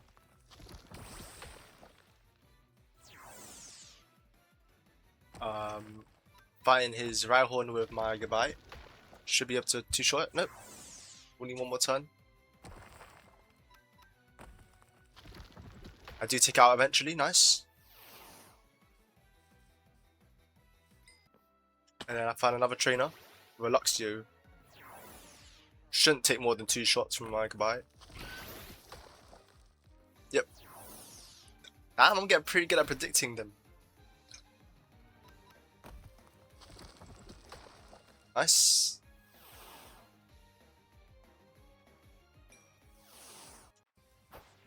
And then this guy also has a Gabite. I hit him with a Bulldoze. Probably should have hit him with a Dragon type move. Oh yeah, he almost one-shot my guy. But my one's faster, so should be able to finish him off. Nice. Hopefully that gives me enough XP to level up. Nice. And I go back to Pokemon Center, heal my Pokemon. I decided to switch out my routes just because it's so low level and I can't really be bothered to train it that much. I find this Klefki. I knock it out in one shot with my Gabite. And then there's another one right there. They're pretty easy to kill, so it's just free XP. Although this one's a little tankier than the last one. But I do take out as well. And then I find this massive purple ball. But all these Pokemon are usually weak to Gabite, luckily. I think because the ones that spawn in the swamp are usually poison type. I find this trainer.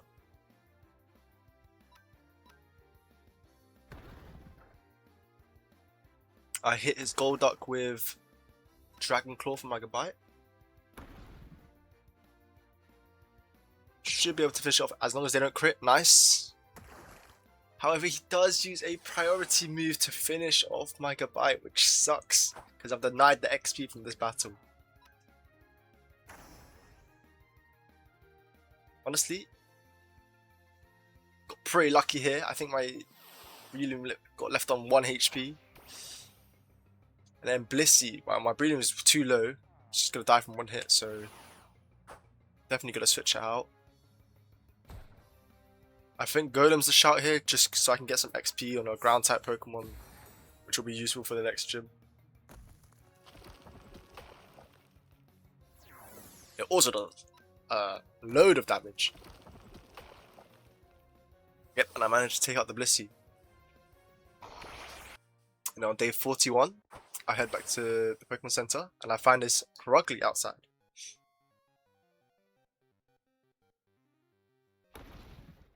I hit it with a Dragon Claw, which crits, and I should be able to finish it off in 1 shot. Nice.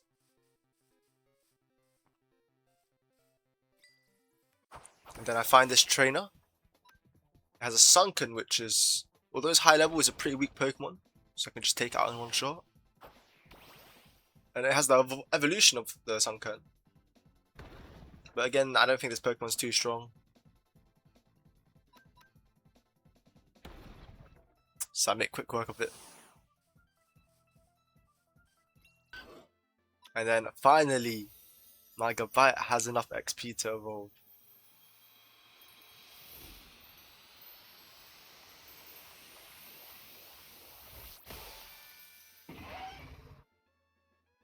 Once my Garchomp evolves, I head out and I find another trainer.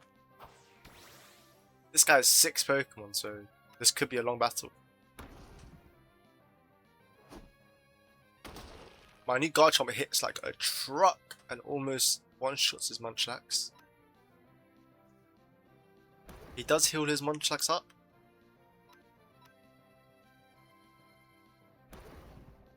But it doesn't matter because my Garchomp can 2-shot it and it's faster, so this guy's just burning his potions. He then sends out his Weasel. My Garchomp one-shots that. Then he sends out his Staraptor. Does use Intimidate, which will lower my Garchomp's attack.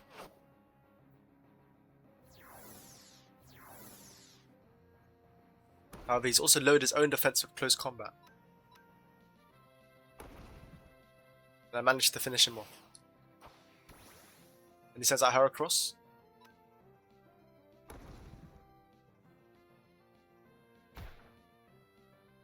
His Heracross does do a lot of damage to my Garchomp, so I think it's best to switch out here. Although my Charizard isn't fully healthy, which sucks because he can't tank the final hit from the Heracross.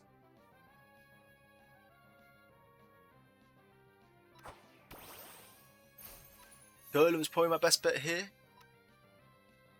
His Brick Break might one-shot him, but nope. He does live. And I can hit it with a super effective Smackdown. However, he does finish off my Golem. Hopefully my Gyarados should be able to finish it off here.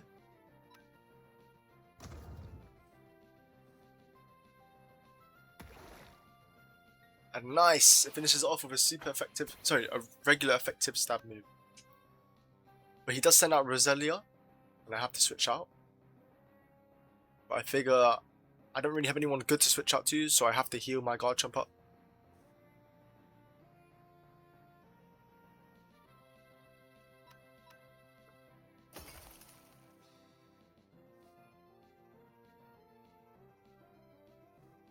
Roselia does finish off my Gyarados, but hopefully my Garchomp is now healthy enough to sweep the rest of his team.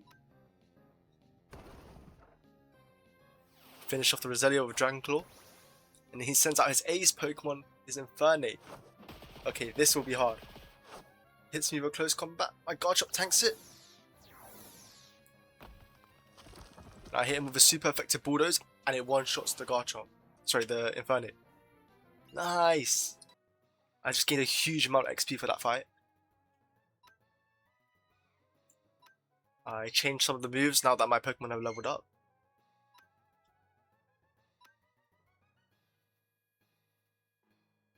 I'm trying to go for more diverse move pools so I can get some type coverage.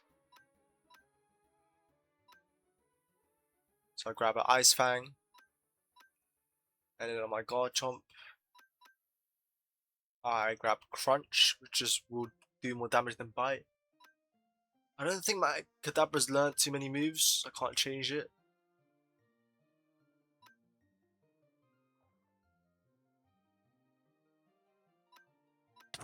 Nor has my Charizard, surprisingly.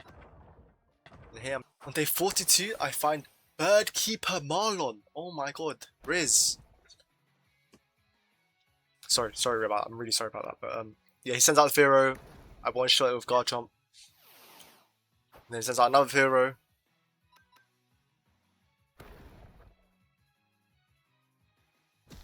Should be able to deal with that quickly too. And then I wonder what his third Pokemon will be. And it's not a Vero. Okay, never mind. But yeah, my Garchomp's too low at this point, so I switch it out. Should be able to make quick work of it. Oh, no. He just destroys my Charizard. I can hit him with a super effective Rock Blast. Nice, he doesn't have any moves that are effective onto my Golem.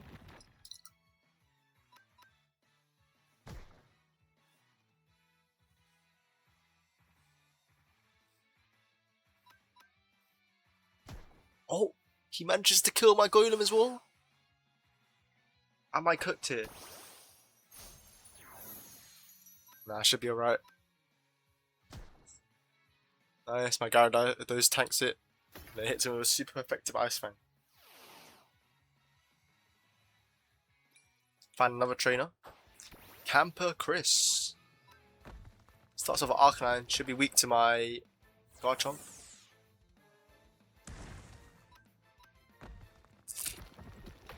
This guy's a beast, so it should give me some good XP.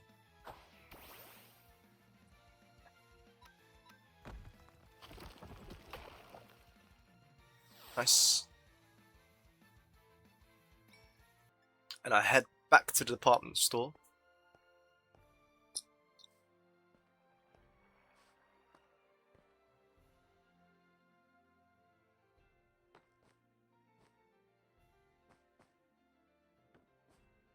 I'm looking to see if he has any good TMs for my Alakazam.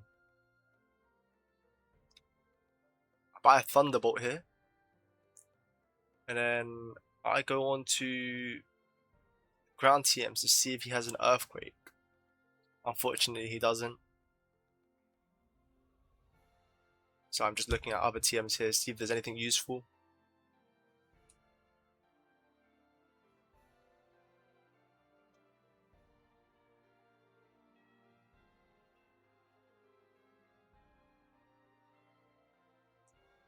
There's some pretty good TMs, but just nothing I really need right now.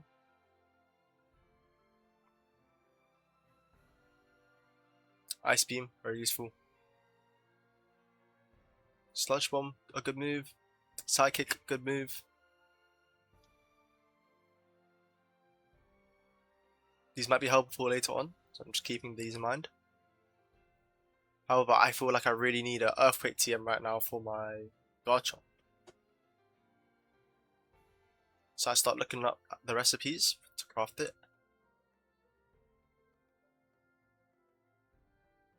Seems I need a lot of gold, so I will be hitting the mines soon. While heading home, I find another trainer. Crush Gull Sharon. With 2 primates. Sorry, a Mankey and a primate.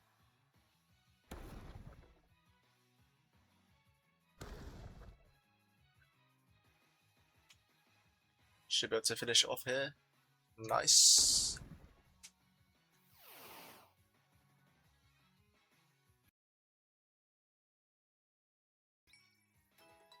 And then I find this Medicham. It's quite high level. Knock it out for some XP.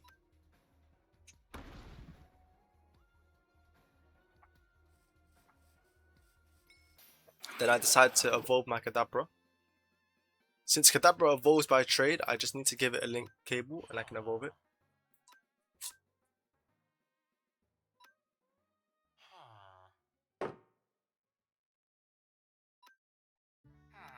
So here you can see me evolve my Kadabra into Alakazam.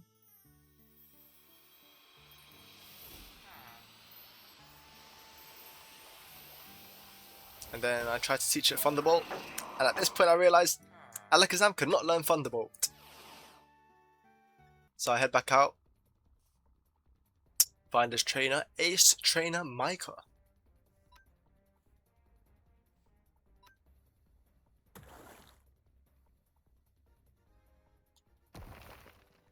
Hits a super effective Aqua Jet onto my Golem. And I just run away. I am a Chud.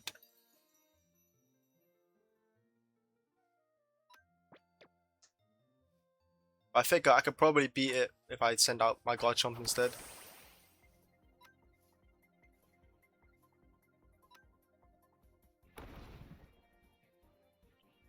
Nice. My Garchomp is doing so much work onto this B-Barrel.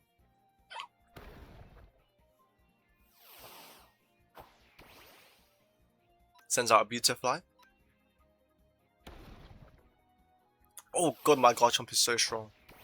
Oh, and he has a super effective Bulldoze. Yeah, this guy's dying in one shot. I guess I'm not a Chud.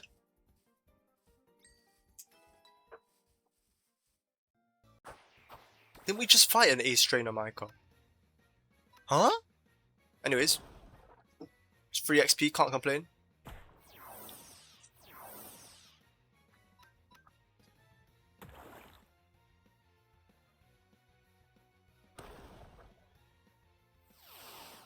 Wait, this is the exact same guy. He's the same Pokemon, no?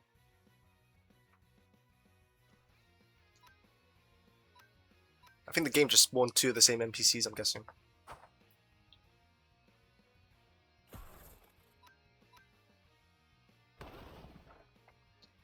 I wonder what will happen this time. Maybe his Rapidash beats my Garchomp. Yeah, so anyways. Find Dragon Tamer Keegan, who has a Gyarados, who is not a Dragon Pokemon. This guy is a bit lost.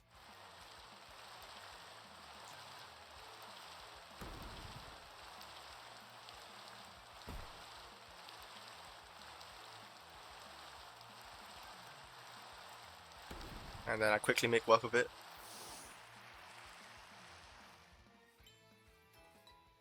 And I find another trainer.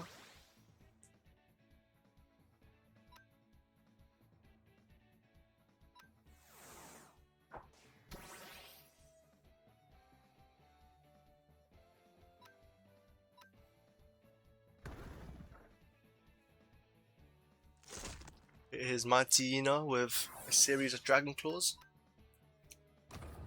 He does get my Garchomp relatively low though, so he might be able to defeat my Garchomp.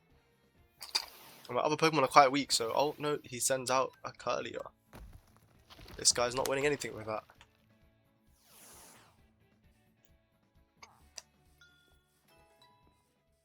Wow, there's so many trainers in this area.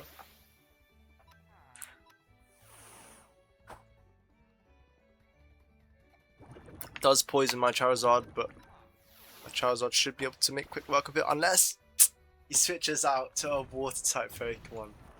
This guy's he's just too good.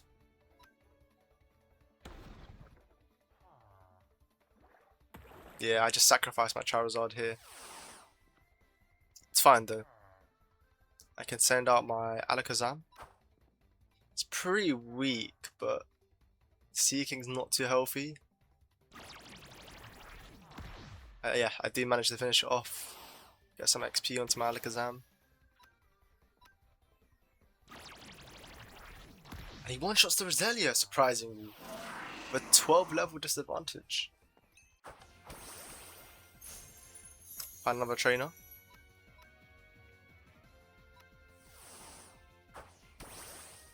I figure after this trainer, I should have enough XP. I should be strong enough so I can properly head to the gym after this. Nice. Yeah, my Garchomp is a natural menace. She's just one-shotting everyone. Yeah, it's about time I go back to the gym. After many training days, I head back to the gym. Surely I can beat him. So I start with my Golem. Should be able to hit his Crobat with some super effective Rock Blast. However, he does flinch on his first turn. He flinches again on the second turn.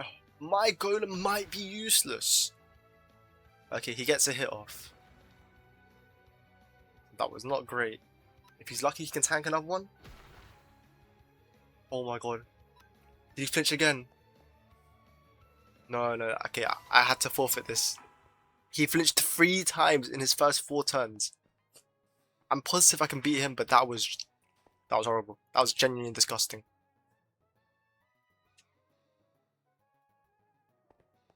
So I do run around a bit and just wait the timer out before I can rematch Koga. Okay, Golem, let's not be a bum this time. Hits me with Air Slash. My Golem doesn't flinch. Actually, and he hits a triple Rock Blast. Oh my god, this time he hit quadruple Rock Blast and one-shot the Crobat.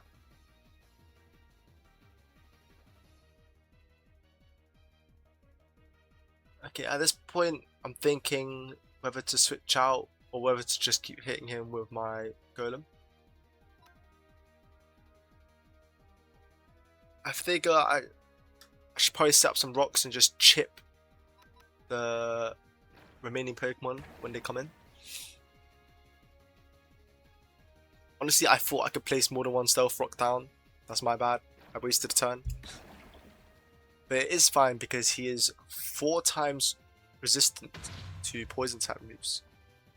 So I self-destruct his remaining HP to just get as much damage down onto the Weezing. I switch out from my Alakazam.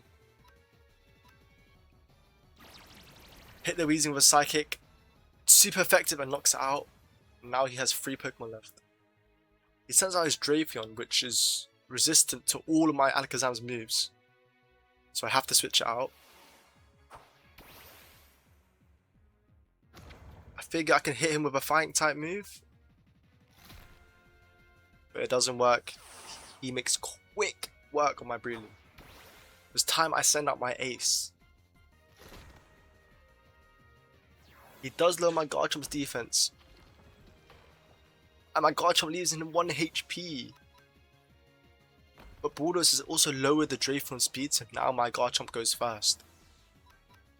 And there's nothing Koga can do to stop his Draeflon from dying.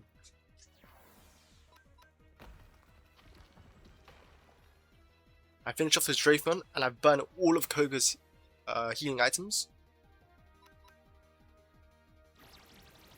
He hits my Garchomp with Psychic and it does a lot of damage. However, I hit him back with a Bulldoze and leave it on 1 HP. I should be able to finish it off here. Nice. And he's down to his last Pokemon, which should be 4 times weak to a Bulldoze. So if this hits, they should be able to one-shot it. Nice! I finally beat Koga. And that is my 5th gym badge, I believe? 4th? 5th? I can't even remember at this point. I'm just happy I beat him. While heading outside, I also find this shiny Klefki.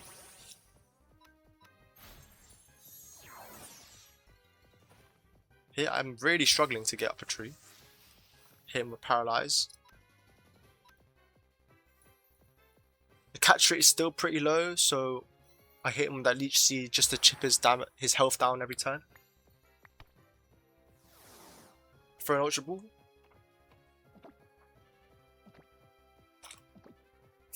And I managed to catch up the first try, nice. I head back home and I look at making a Dark Pulse TM. The reason I'm looking at making a Dark Pulse is because the next gym leader is Psychic. So I need some super effective moves for my Pokemon. So I make the smithing templates and I make the smithing table. And here I'm crafting the TM. One of the items I need for the Dark Pulse TM is actually a bell. So I run around to all the places I've been looking for a bell. I end up finding this Absol. Honestly, Absol's a pretty cool Pokemon. So I'm considering catching it.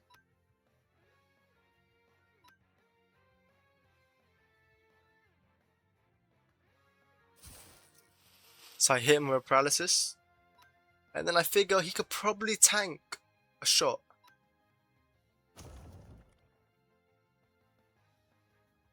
I was sorely mistaken. And I unfortunately killed him. Sorry, defeated him. I grabbed the bell, head back home, craft the Dark Pulse. And then I also realized that Alakazam cannot learn Dark Pulse. Oh my god, on my chart. I really should have looked this up online. So, I make a Shadow Ball TM instead. Upgrading the discs, and then I make a Shadow Ball TM, and then this time I licked it up, and Alakazam can learn Shadow Ball, and it is super effective against Psychic types. Then I head out, find another trainer. Need to level up before the next gym leader.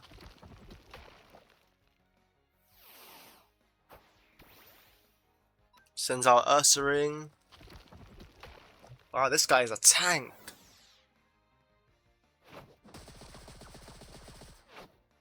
He also does a lot of damage. My Garchomp should be able to finish it off here. Nice. And then while heading to the next gym, find a lava lake. So I figured this is a good time to grab some obsidian. Just gonna speed up because this is very long.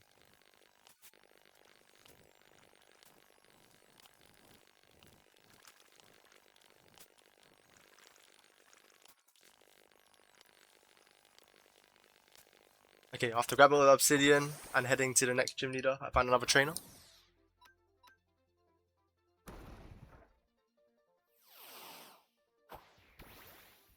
A giraffe. This is a cool Pokemon. I haven't seen it.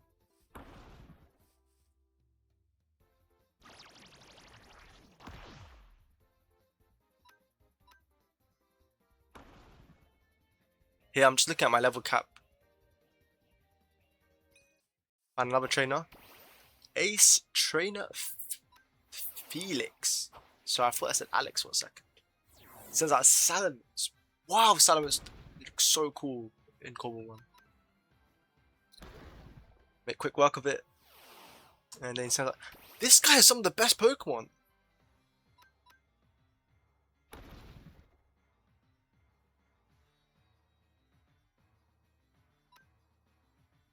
He does hit my Garchomp with a curse. Hopefully I can take him out before the curse kills my Garchomp. Nice.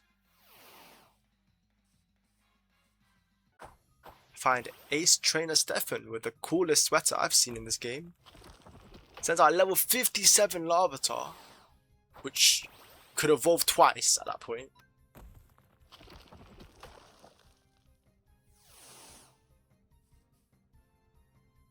And then I get very close to the next gym here.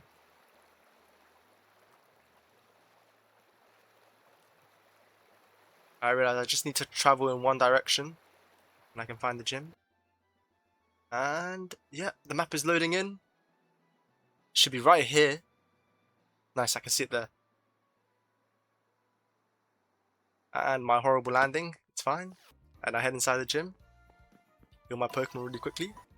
And I challenge Sabrina just to see what Pokemon she has. She has a Hatterene, and I start off with my Alakazam because I've taught him Shadow Ball, which will be super effective against all the Psychic Pokemon.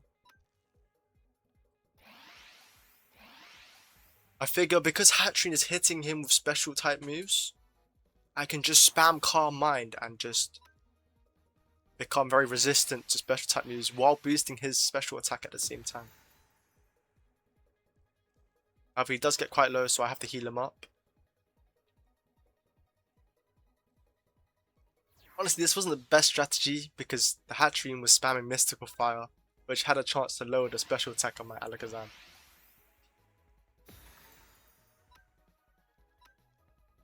So I kind of gave up with the idea and just decided to start hitting.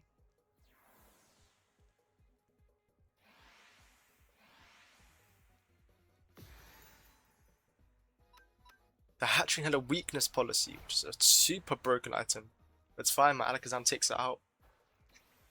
And then she sends out Mr. Mime.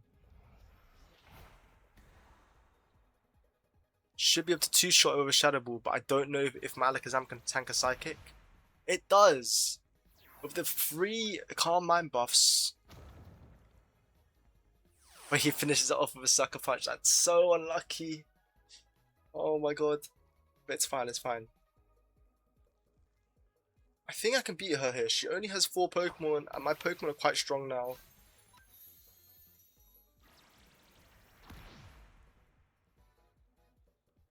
My Golem kills that Mr. Mime. That's a big surprise. However, I know he's not going to survive against this Rapidash, so I tried to self-destruct, but it's likely the Rapidash is faster. Yep.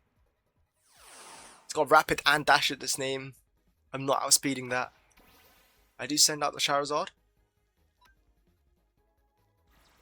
Hit the Rapidash with a Flamethrower. My Charizard does take a ton of damage, so there's a good chance it won't be able to take another hit. Yep. So I'm on 3 Pokemon left. I send out my Ace, the Garchomp, and hit it with a Crunch. This should be super effective. Oh, sorry, it's regular effective. So the Rapidash lives on 1 HP. Oh my gosh. Nice! My Garchomp finishes off the Rapidash, and he sends out his Alakazam, which will be weak to Crunch. Maybe I can take it out in one shot. I'm just better. I am just better. Also, I just got insanely carried by Garchomp, but still. I heal up, grab the badge.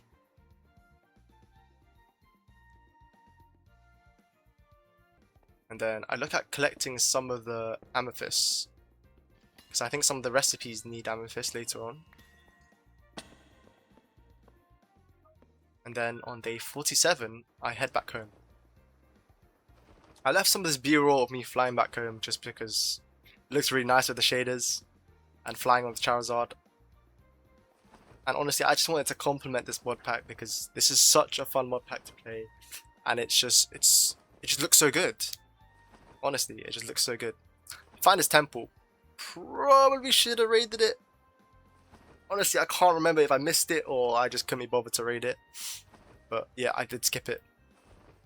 And then, yep, as I make my way home, I kind of just sort my inventory out, grab some obsidian because I need to make the portal to the nether for the next gym leader.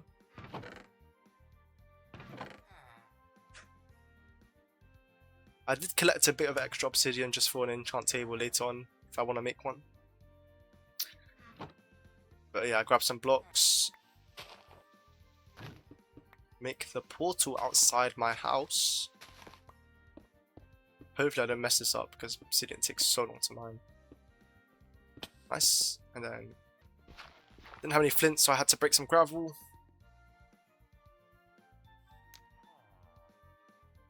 Yeah, that's the nether portal.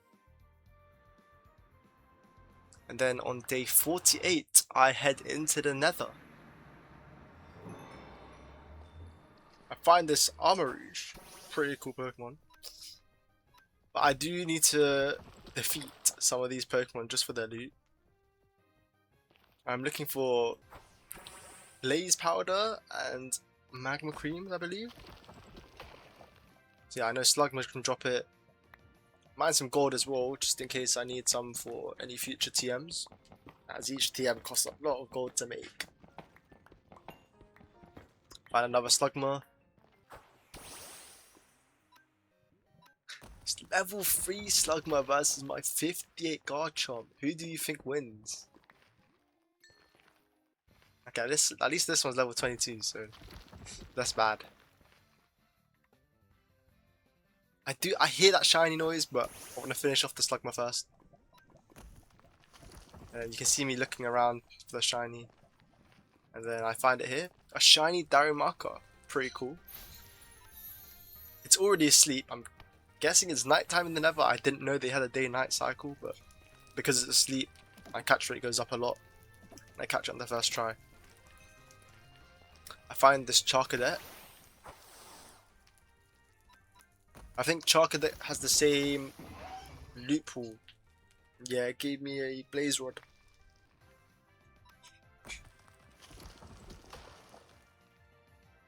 Nice. I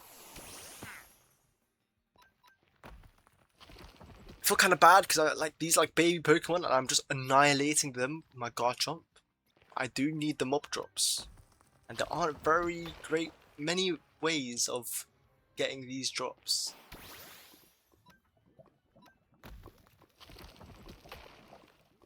Again, just annihilating an entire species of Pokemon. As usual, you know. Just so every day in a Pokemon game. Drop rates are pretty bad, I feel like. I feel like I've killed so many of these and they haven't really dropped. Like again, I'm just not getting what I need. Level 2 Slugma while he was asleep. Oh my gosh. Wait, these might be war crimes. And they're not dropping anything! Okay, surely. I had like 5 in a row that haven't dropped anything. Oh my god. Okay, I've had pretty good luck with Charcadets dropping the Blaze Rods. Huh? I'm like the inverse of Dream. Nothing drops for me.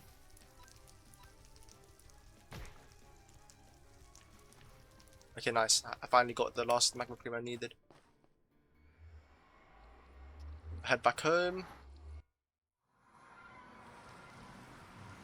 Grab some sand.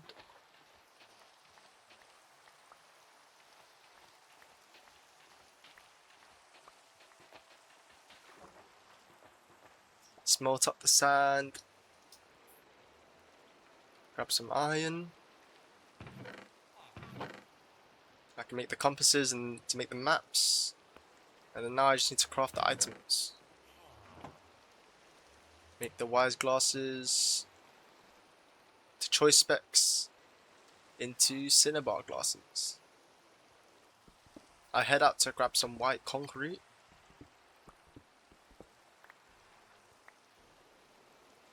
And then I should have enough emeralds from just adventuring. Nice. I have to head back into the Nether and grab some gold, because I did not have enough.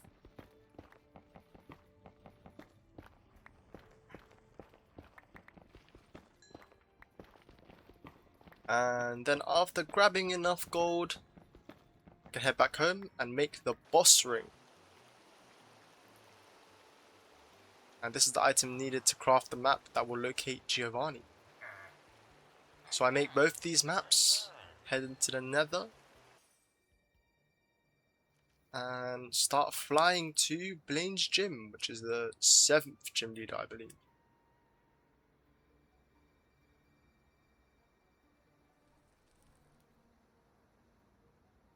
Honestly, flying the Nether is pretty scary, just because there's so much like lava dropping from the ceiling.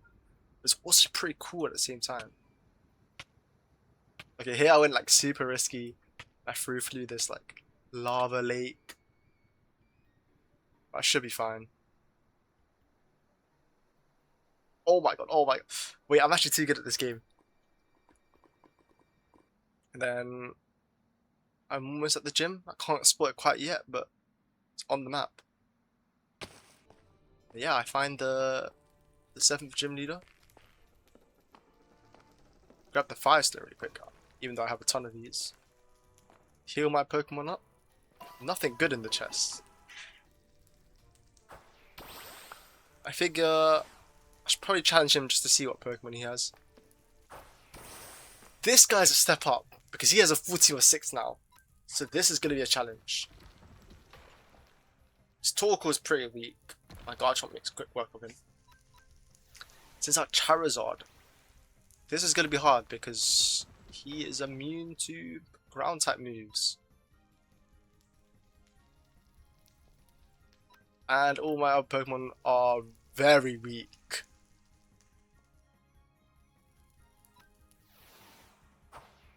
Honestly, I had no faith that my team could beat him. I was just hoping I could take out another Pokemon just to see another Pokemon in his team.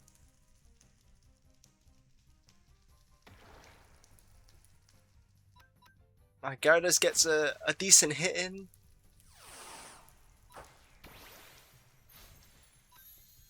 But I figure I probably can't take out that Pokemon. Charizard's just too strong. So I heal my Pokemon up. And then while heading home, I find a Bastion.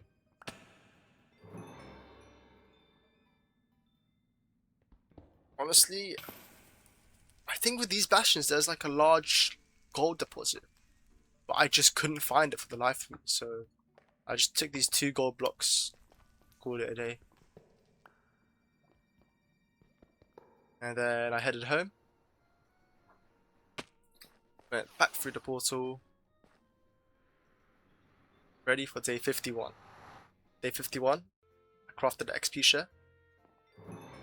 I already had an XP share, but I figure with 2 I could probably level 2 Pokemon up at the same time, considering my entire team was under level.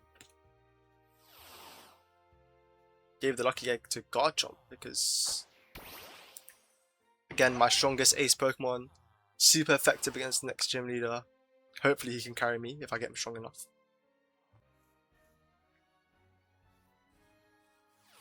I find a trainer outside my house.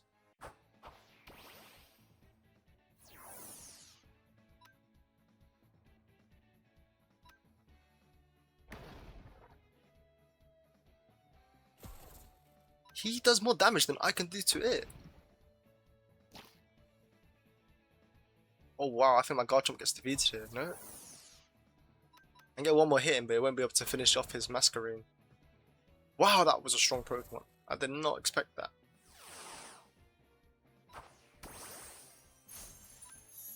Should be able to finish it off with my Golem. I forgot that he goes first. I didn't realize he had a move that could leave my Golem on 1 HP. But that happened. And he has a Mega Evolution. Wait, the trainers are getting really strong now. Yeah, there's no way my Golem can outspeed his Sceptile.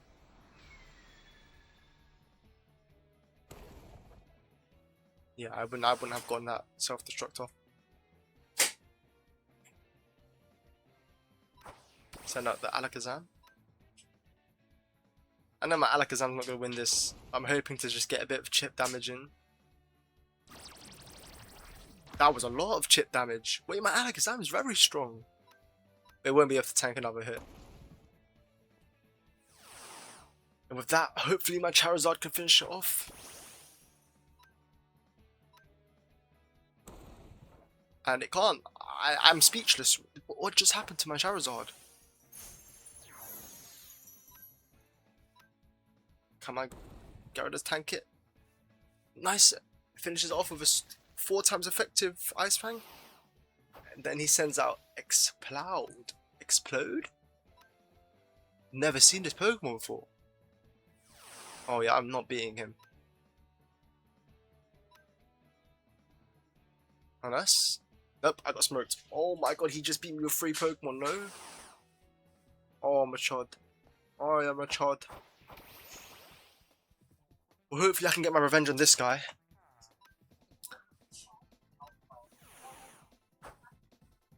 This is like my go-to combo for double battles. It's Bulldoze with Garchomp and then switch into a flying Pokemon.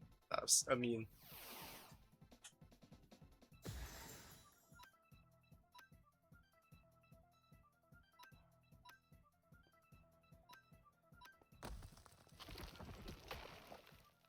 Yeah, honestly, I feel bad. I have Garchomp Charizard versus a Clefable. I definitely took out my last loss against this guy.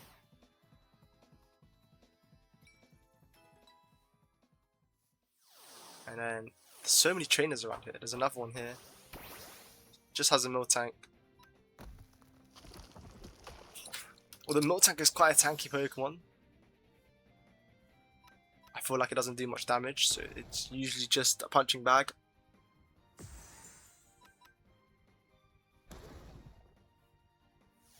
Gives a huge amount of XP though.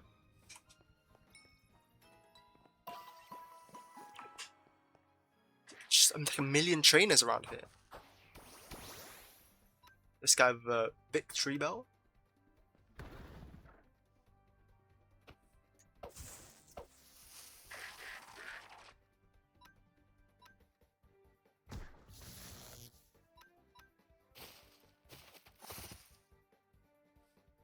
Nice, and then he's on his last Pokemon, and it's another Victory Bell.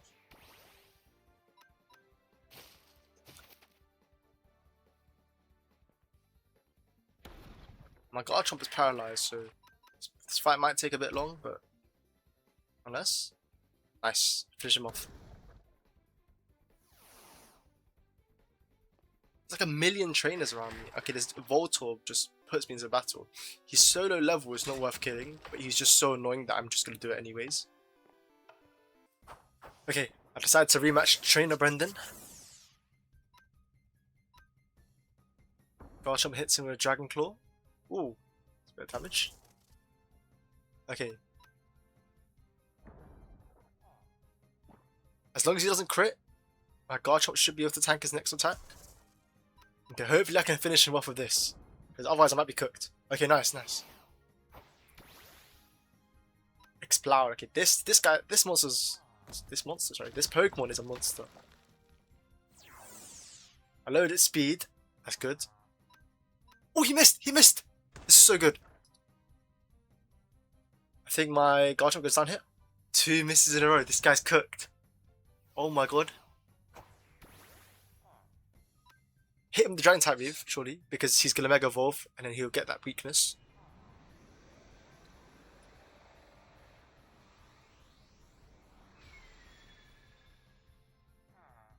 No, no, he's too fast.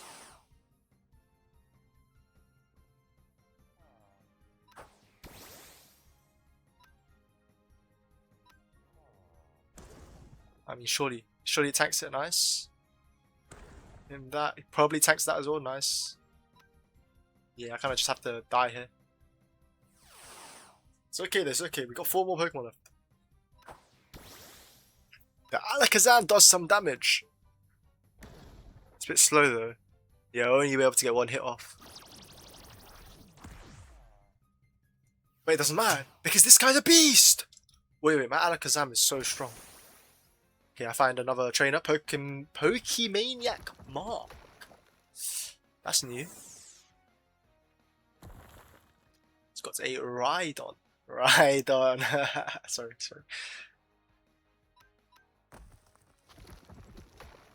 Take him out. And then, oh my, no, you can't give a trainer Rhydon and Licky Tongue. This is not appropriate. Who did this? Who coded this in? No, whoever coded this in is an absolute menace. Nice. Okay, day 13, I head back into the mines.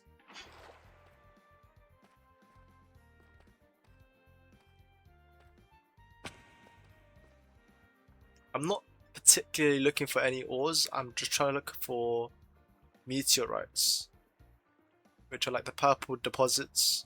That one right there, I spotted it. They look kind of like the amethyst geodes on the map, but they're darker and larger. So I mine my way towards that geode. Nice.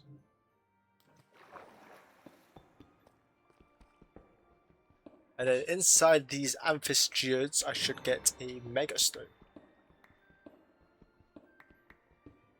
If I dig through it, so I need to dig down. Oh, never mind. Nice. Keystone, which I can use to make a mega band. And now I need to find another one of these that have a megastone instead of the keystone.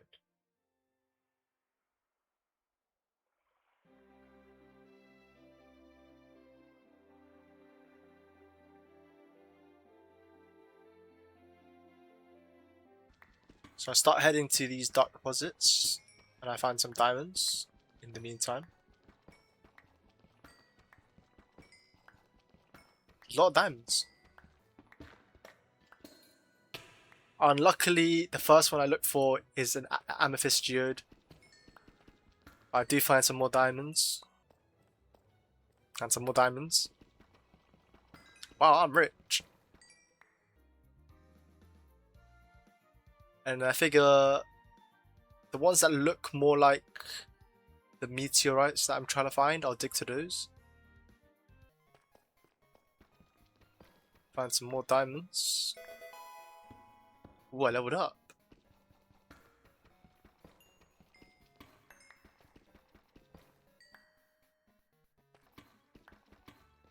And then I end up in another amethyst geode.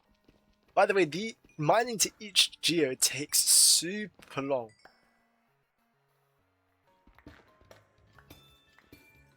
I got super unlucky because all the ones that I was looking for just ended up being amethyst geodes, and I just got giga baited. But it's fine. Eventually, one of them will be a megastone. And I find one eventually. On my fourth one, I think. And it's hollow inside, so it will have the megastone.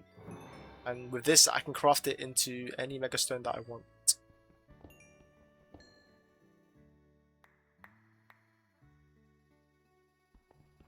Grab some of the evolution stones that are inside this meteorite.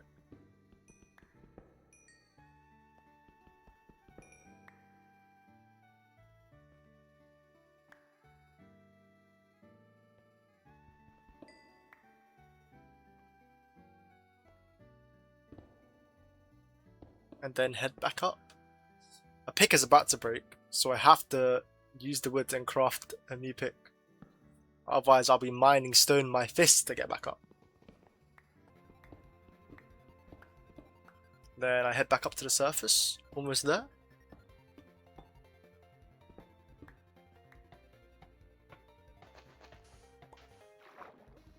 And I can just swim the rest of the way. And then head back home.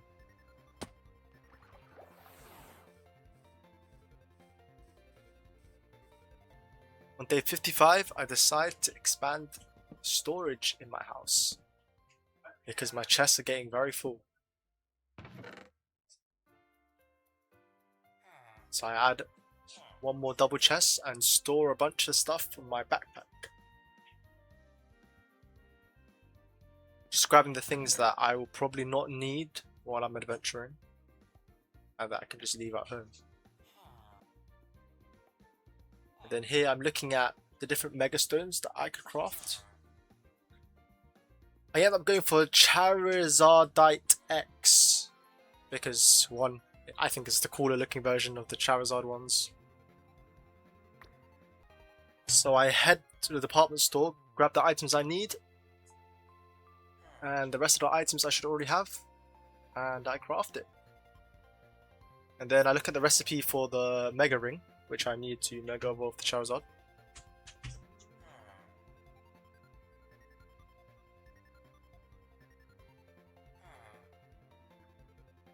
Craft one of those very quickly. And with that, I have all the tools necessary to Mega Evolve my Pokemon.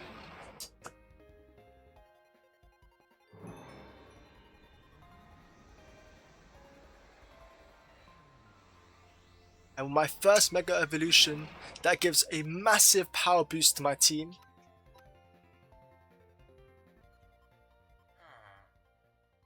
And then I grab a few of the mint leaves and make a Jolly Mint for my Charizard. On day 56, I find a trainer, Pokemon trainer Marley, with an Arcanine. He does lower my Garchomp's attack with Intimidate, but it's fine, as I can lower his speed with Bulldoze.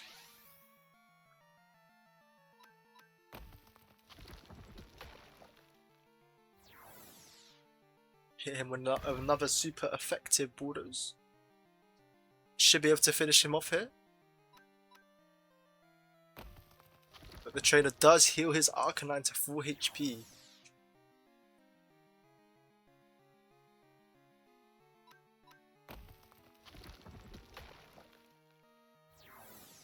I feel like my Bulldozes are doing less damage now.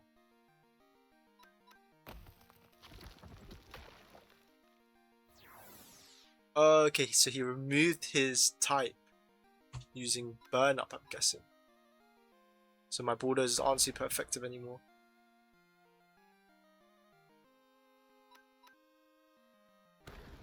So I figure it's just better to hit him with Dragon Claw, as I believe it does slightly more damage than Bulldoze.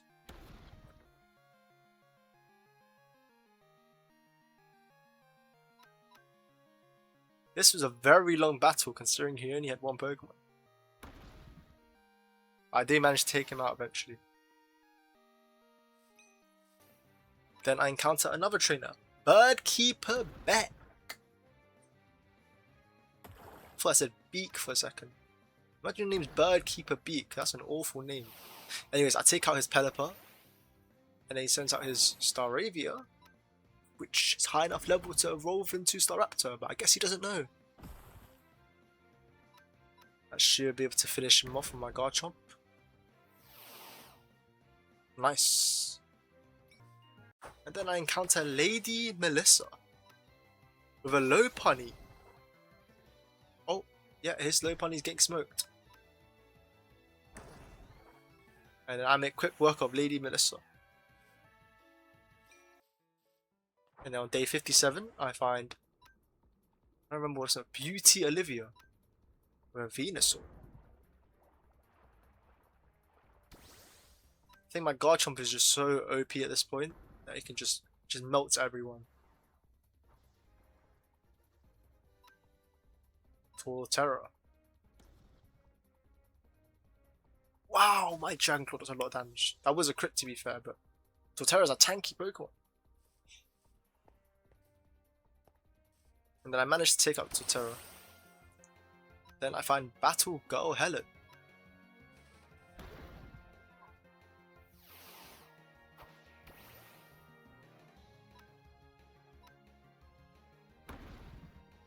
Knock out her 2 Pokemon fairly quickly. Get them a champ down. Nice. And with that, I head back into the Nether. Find Ace Trainer Duke Dennis. I one-shot his Monferno. He sends out Gyarados. Trainer in the Nether with a Gyarados. Interesting. This Gyarados is quite strong. I do manage to take him out in 2 shots. And then he sends out Luxio. This should be free for me. Hit him with a super effective bulldoze and his Luxio's down. On day 58, I got very sick of just waiting for trains to spawn. So I head back to Kogo's gym to hopefully farm him for some XP. This should be a quick battle. I just melt his Crobat with my Garchomp, who's severely overleveled.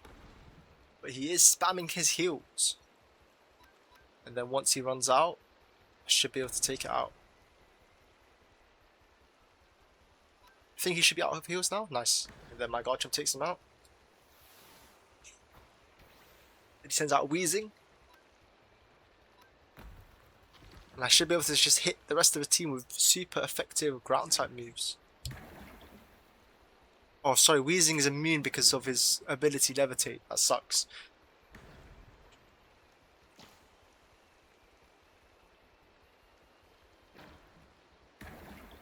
Oh no, he's doing a lot of damage to my Garchomp.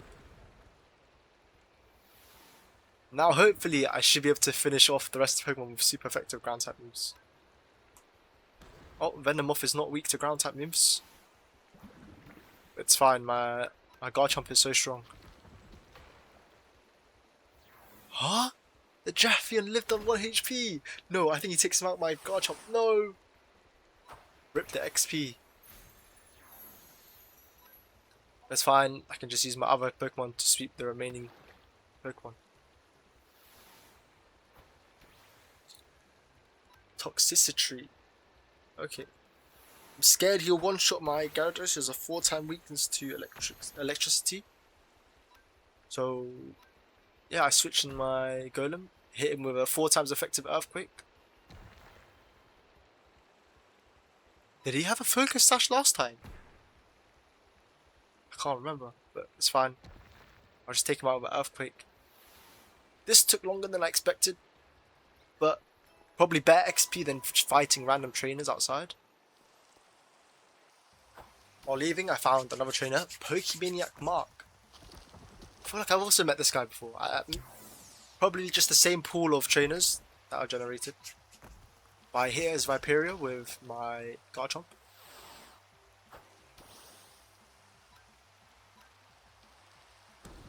Hopefully my Garchomp can one-hit here.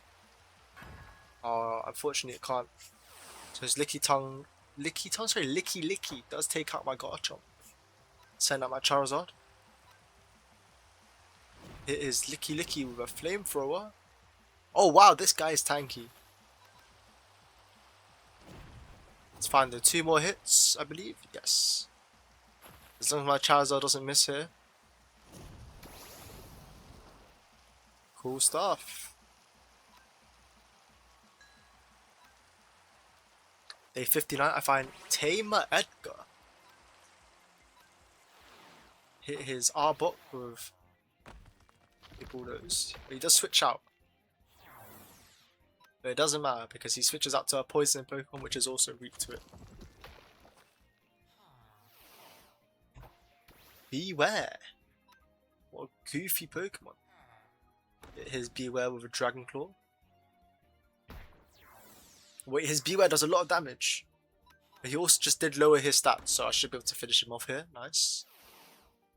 And then back to the Arbok, which gets destroyed by a bulldoze. Okay. I head back home, grab some of the mint seeds. I think one of my pink mints got destroyed, which sucks. But it's fine.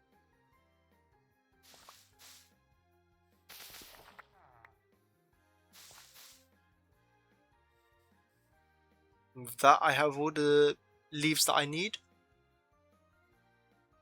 I can craft a Jolly Mint. Put that onto my Gyarados. And then I encounter another trainer with a double battle. I use my iconic double battle strat. AoE ground move into switching into a flying type. That does a lot of damage onto both their Pokemon. How they do one-shot my Charizard with a water type move.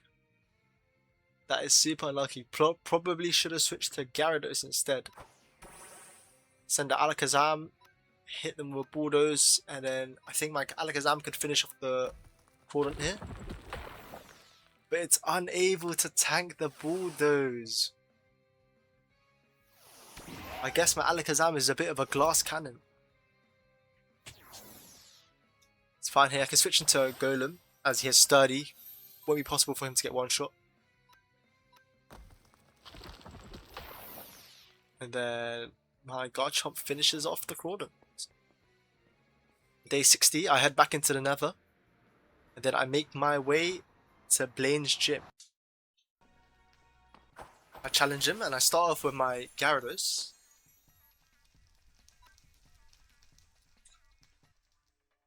I try and set up against his Torkoal, but he switches his Torkoal out into my Cargo. So I do get my Dragon Dance off. And then I can hit his Cargo with a Dragon Dance Waterfall. And it one-shots it, nice. He does send out his Charizard. Charizard does a bit of damage to my Gyarados. My Gyarados one-shots his Charizard as well. Wait, my Gyarados is a beast. I've not really utilized him until now. And he one-shots his Magmortar as well. Wait. And this is with one Dragon Dance. Imagine if I had more time to set up. Okay, I don't think my Gyarados can live an eruption from his type version. Yeah. That's fine. My Gyarados put in a shift and took out 3 of his Pokemon. I send out my Garchomp. Ooh, he took a lot of damage in the first hit. And he's unable to one-shot Typhlosion. I'm hoping with the speed reduction, yes, I do go first and finish off the Typhlosion. Then he sounds like it's Arcanine. I tried to gamble on going first. Fortunately, his Arcanine is faster than mine. But with my Garchomp down, I have 4 Pokemon to his 2. His Arcanine cannot one-shot my Golem as he is Sturdy. Nice. So I'm guaranteed to get an Earthquake off here. And I managed to take him out one shot. This is a very volatile battle. Everything is just dying in 1 or 2 shots. I managed to hit his Torkoal with an Earthquake. And then he finishes off my Golem. As long as I can get a hit in here, I should be able to take out his Torkoal. And my Alakazam goes first. Nice! I beat this guy. Nice, I beat the 7th gym leader. On day 61, while heading home, I find this Nether Temple with an Ice Rend Seal. Not sure what that does. I reach the pool, go home, and I hit the department store to grab some Ender Pearls. Then find this trainer. He switches up to his Gyarados. I hit him with a Bulldoze. But Gyarados is a flying type. So I hit him with some Dragon Claws. Then he sends out his next Pokemon, his Luxio. Should just get one shot by the Bulldoze. Nice. Yeah, my Garchomp's just too strong, but Monferno should also get 1 or 2 shot by the Bulldoze. Cool, and then I head back home to craft the Rivals Sling, which I can use to make the map for Kanto League. Then I head back to the department store, grab some Ender Pearls and some Blaze Rods, so I can find the end portal.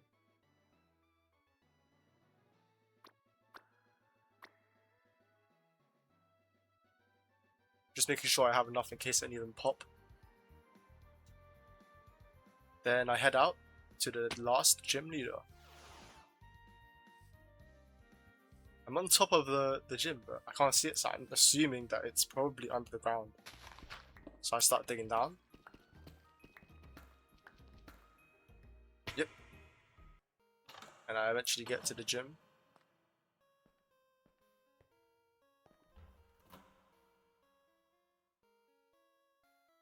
Loot the fridge. There's a fridge for some reason with loot. And it also has a Waystone, which is really convenient when I need to come back.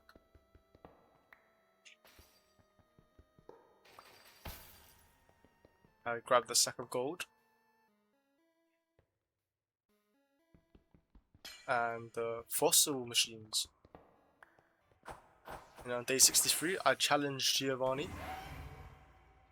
My Pokemon are severely underleveled, so I don't expect to beat him here. I'm really just trying to gauge what Pokemon he has. My Garchomp does hit his Pokemon like a truck. But he also just gets obliterated. Yeah, there's a good chance I won't be able to see more than the 2 Pokemon that I can already see right now. So I just forfeit the battle. And I head back home to train up. I battle Lass Chrissy.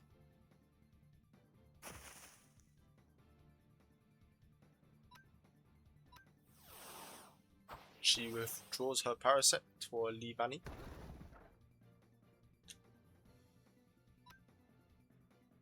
Should be able to finish it off here. And then she sends out her Among Us!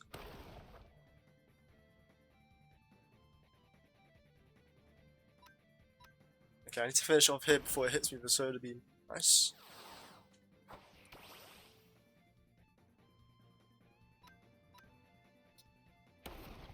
Oh, there's some free XP.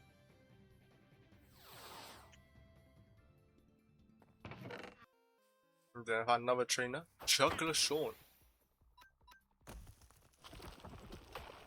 I really should have healed up my Garchomp.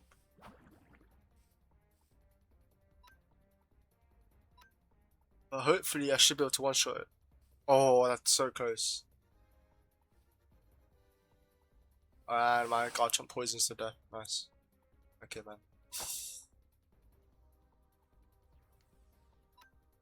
I think it's best to get the XP on the Gyarados because he's super effective against Giovanni.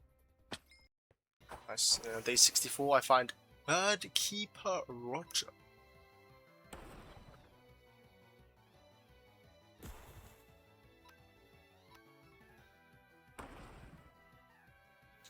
Quickly take out his Pelipper.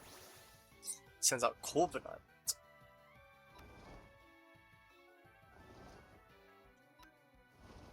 He's resistant to most of my Garchomp moves.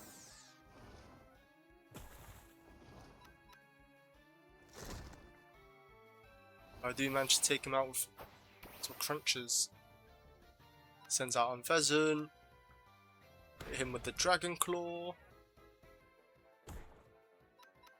Ooh! Ooh, my Garchomp lived on 1 HP. Oh my gosh. Okay, nice. Team Rocket Scout. It's got a red name. I think this might be a new NPC or like trainer. But he's a Skuntank.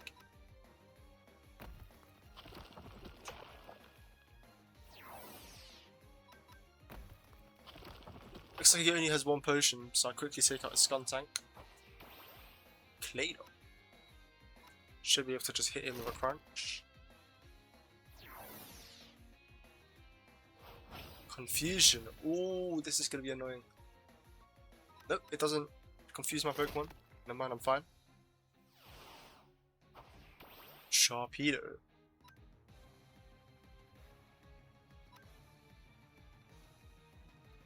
Oh, Sharpedo's an Ice Fang. Let's get a one-shot my Garchomp. Oh, never mind. His Sharpedo just died. Not sure what happened there.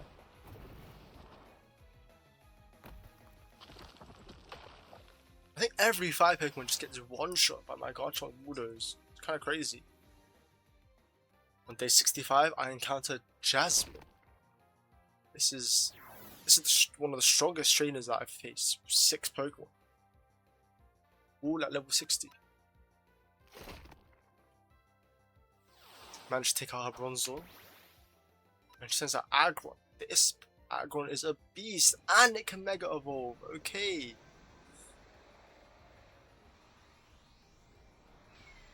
It's gonna be a hard battle.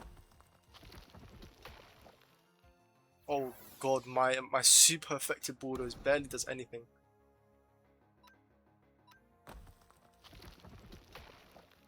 guess I just have to get as much damage as I can down.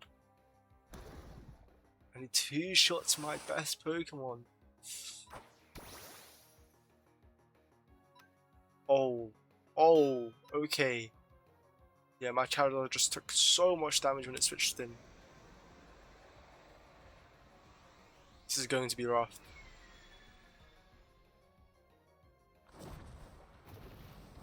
Okay. Oh, my Mega Charizard can't finish the aggro off.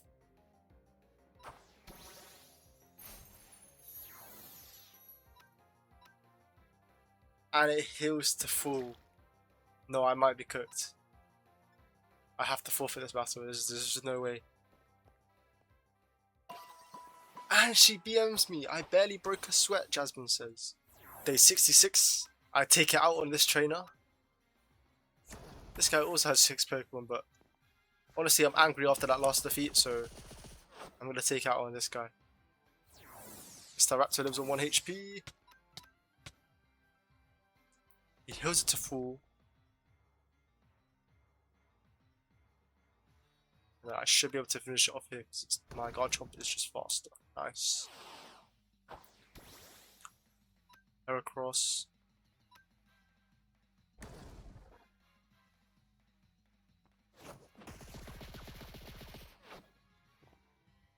Wait, this guy's doing a lot of damage.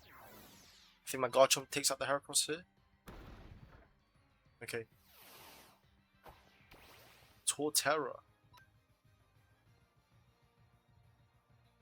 I figure I'll let my Garchomp do a bit of chip damage before it faints.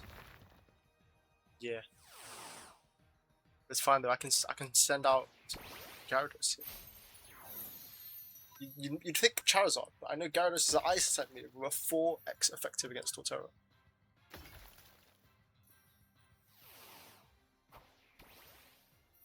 And he's got 3 to my 5. Turns out Floatzel.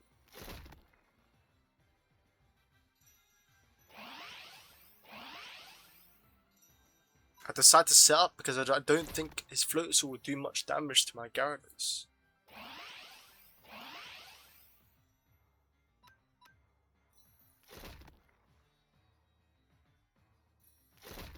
Probably should have set up one more turn. I figured 2 Dragon Dances was enough to one-shot the Floatzel. But it wasn't.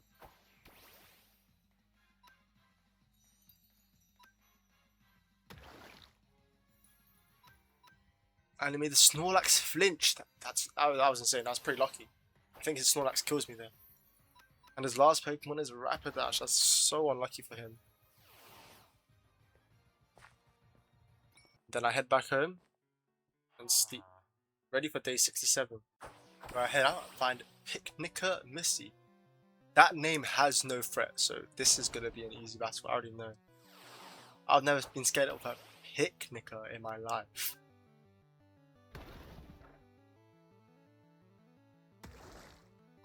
Yep.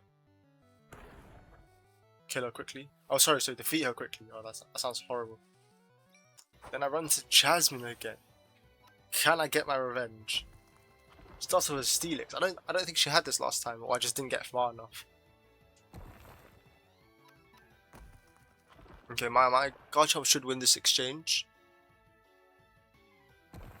She is doing a lot of damage to it. She opts to not heal her Steelix. Okay. Durant. Kevin Durant uses superpower but misses it. Okay, wait, I got pretty lucky with that. How is her Durant faster than my Garchomp? I've not seen an ant faster than a shark, but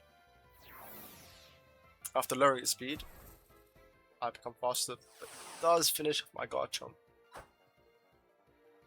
I should be able to finish it off here. Oh, it hits him with the full restore, but this is 4 times effective. Yeah, nice. This is huge. Age Slash. I forgot to Mega Evolve my Charizard, but hopefully it's okay. Ooh, we are cutting it close.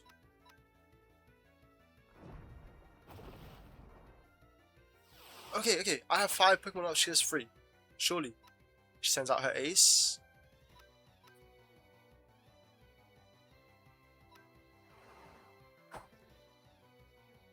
Send out Golem.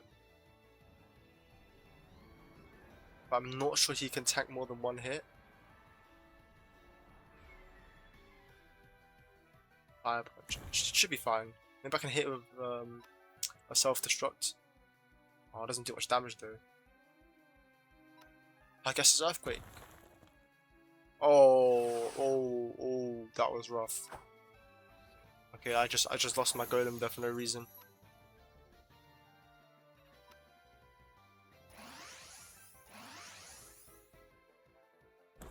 Hits my Gyarados with Dragon Claw. Okay. That's an okay amount of damage.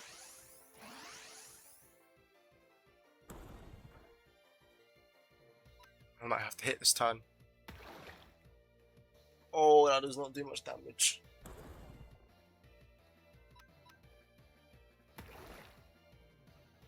And she still has potions. This is looking rough. Now I don't have any potions. Okay.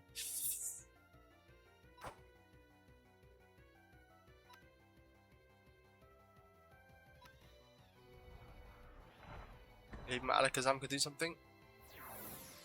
Okay, special defense fell, so if it can survive a hit, nice. Maybe I can finish him off here. Okay. She's got 2 to my 3, but my Alakazam is one shot. Okay, he does a bit of chip damage before he falls. Why can a Steel Dragon type learn Thunderbolt? That's crazy. Oh, my Breloom is such a minion here, but yeah. Oh, I don't know if I can beat her. This is so unlucky. If I had potions, maybe, but I must have stored them all. Oh, yeah, I've lost to this guy twice. Jasmine is stronger than some of the gym leaders, I'm gonna be honest. I head back to the Pokemon Center after that humiliating defeat on day 6-7. I figure I need to get stronger, so I head out to look for some Crying Obsidian. One of the items that I need to learn Earthquake.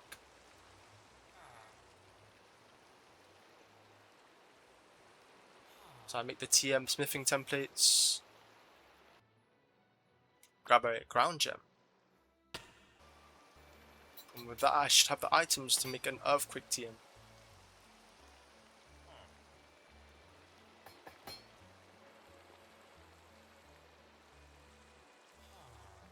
And I can teach my Garchomp Earthquake, a much stronger move than Bulldoze.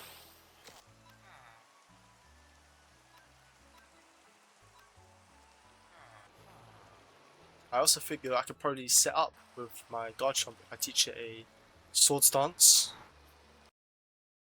On day 69 I head back to the Nether and I find this Nether temple, I think.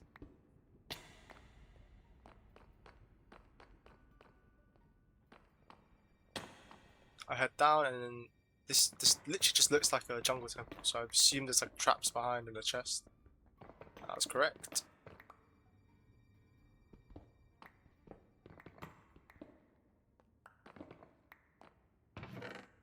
Ooh, a ton of gold, that's super useful.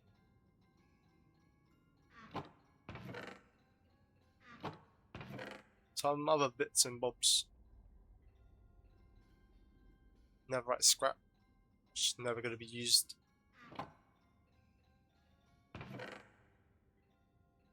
Dragon Scale. Got a ton of these malicious armors. Ground Light Seal, whatever that said. While heading out, I found a shiny Bramblin, I believe. Honestly, I'm not sure what a normal version of this Pokemon looks like, but I just heard the shiny sound.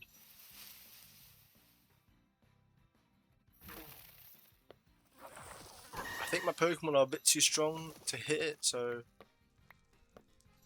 I'll just try and catch it after the paralysis.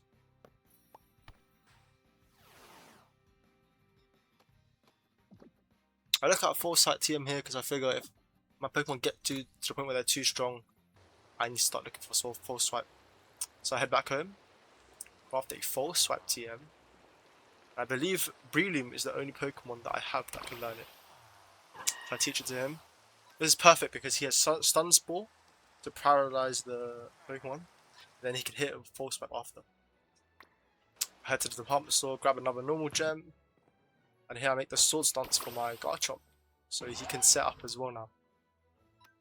I think if I get like 1 or 2 sword stance off, he can probably sweep entire teams.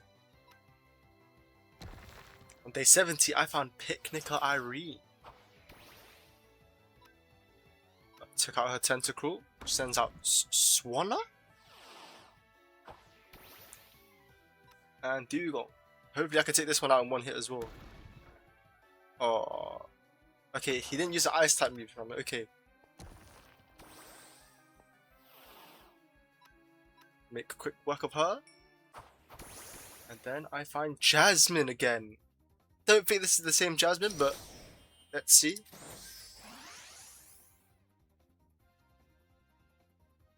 Oh, it might be the same one. They set up another Self Rocks. This cooked me last time. Okay, 2 sword stance. Oh, yeah. Okay. This might be free. Floats in the air with air balloon. Ooh, this guy does some damage. Okay, I one-shot him. Wait, my Garchomp putting in the shift. Melmetal, yeah, this Jasmine has different Pokemon, but still, I'm gonna get my revenge. Oh wait, if this is the Mega Aggron, okay, no, it's the same trainer. Oh, this guy gives me nightmares. I'm gonna be honest. This guy absolutely cooked me last time. Oh my gosh. Oh yeah, Jasmine, you are nothing. You're nothing compared to my mighty Garchomp. Yeah, oh, okay, this is embarrassing for me now.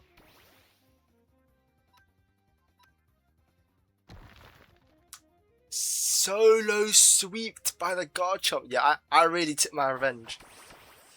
And then I found another trainer with a double battle.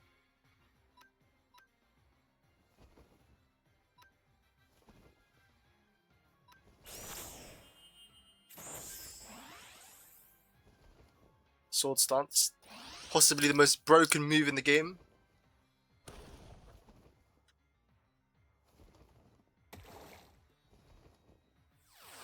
Oh, they one-shot my Charizard. It's fine, hopefully I can one-shot here with an Earthquake.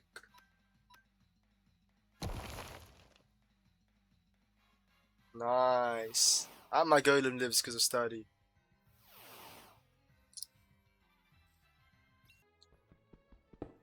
While heading out, I find a Waystone and I take it all the way to Blaine's gym. Probably wondering, I've already beat Blaine. Why am I putting a Waystone here? So I can farm this guy for XP. I skipped most of the battle because I've already beaten this guy and then I've gotten stronger since then, so it's just gotten easier.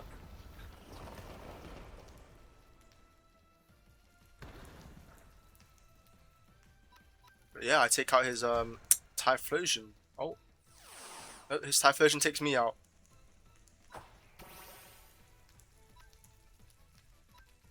Just hit him with anything, it should finish him off.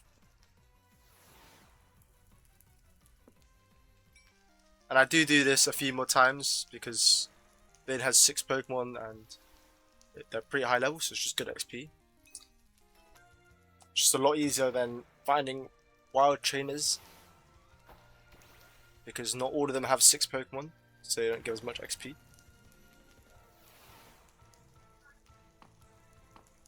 I do get a lot of gold from farming the gym leaders as well. I think I could just do the same thing if I grab another Waystone. Take out this Gimmighoul for some more gold.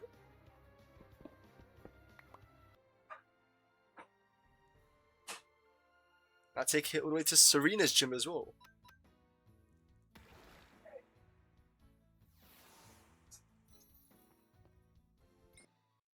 This way, I can go back and forth between Serena and Blaine's gyms to farm XP, because there is a cooldown once you do beat the gym leader.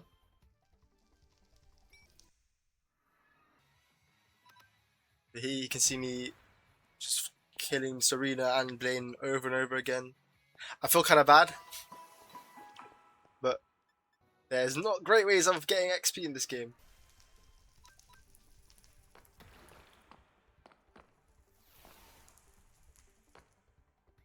And with that, hopefully I should be strong enough to challenge Giovanni now.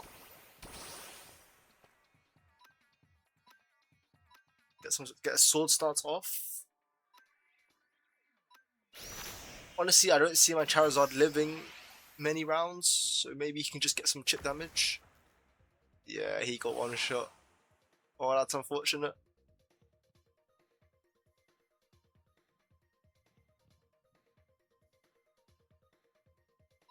You see me really like deciding what to send out. Hopefully one sword dance into Earthquake is enough. My Golem's a bit slow and he's under leveled, so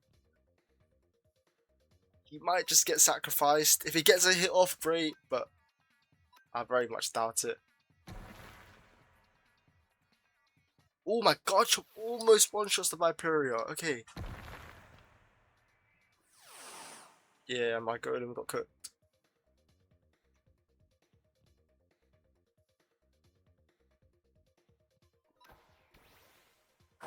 He sends out a Mewtwo. Okay.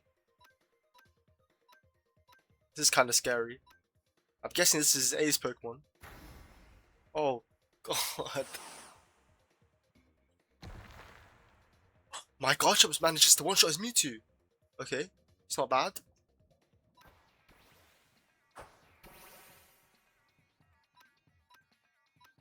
Alakazam's pretty fast, so maybe he can get a hit off.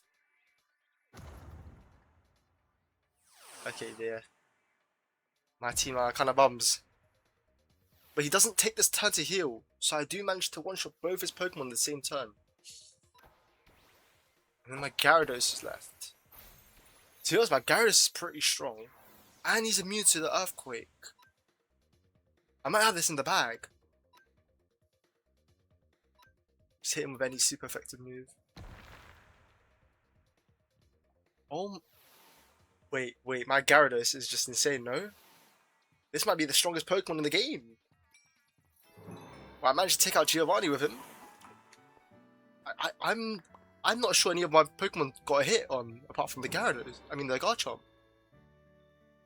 And then he dropped this Ancient DNA, which is pretty cool. And then on day 74, I decided to head to the Nether Portal. Nether Portal? End Portal. Because that is where the Pokemon League is. And then I think at this point I'm roughly in the right area. So I start to head down. Yep.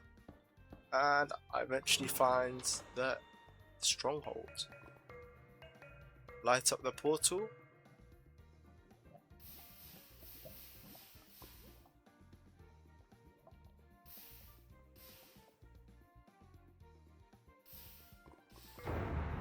And head into the end. There's a bit of lag, but...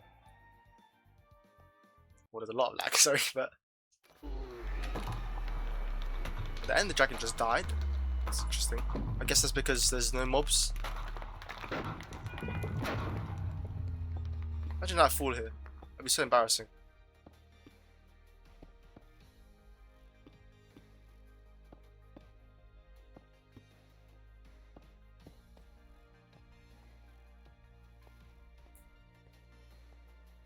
There's a lot of unknowns around. And a shiny Rayquaza! Okay, I did not know. I'm assuming this is a fixed spawn. But I didn't know it was a thing. Pretty cool. This is like a reference to the movie, because I know there's like a movie with a shiny Rayquaza. Yeah, I kind of just throw the Master Ball at it because, guys, I'm not risking a shiny Rayquaza. Any shiny legendary, I'm not risking. Cool. And let's bring it out from the PC.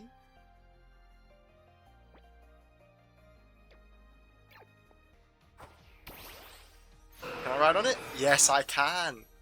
Wait, this is awesome. This is so cool. Oh, he's really fast as well. On day 75, I find this End Stronghold. What have these called it? End City, sorry. Loot's in the chest. Cursor binding. I don't think I want to put that on. And another chest with some items. Beast ball could come in handy. And then I fly out on my Garchomp. I think the Rayquaza was a bit too hard to fly on. And I'm just used to flying on the Garchomp. I don't really want to risk falling off and just dropping into the void. So though the Rayquaza does feel faster. Oh, I end up finding the League, I believe. Honestly, I wasn't sure what this was when I first saw it. But this is the Pokemon. Looks like a stronghold or like a Ultra Beast Den. It's still pretty cool. Head inside. It's Pokemon Center inside.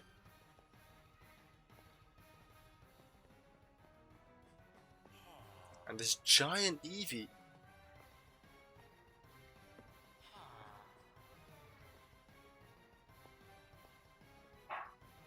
Head into the Pokemon.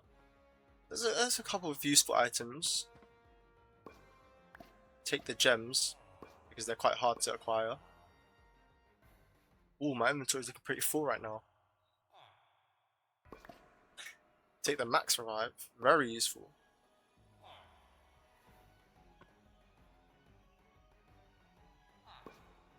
And the XP candies, level up my Pokemon. I don't think I need the mints, because I can make my own.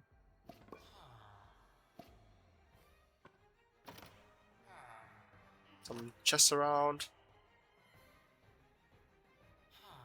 Nothing too useful from these trainers. Or these villagers, sorry. And then I look at how to make a waystone, because I did not have one on me. And I did not want to travel all the way back and back here again. And I really need to store some stuff. One of these chests was actually a Gimmickle. But it's fine, took him out. And another one was also a Gimmickle. Very low level though, level 5.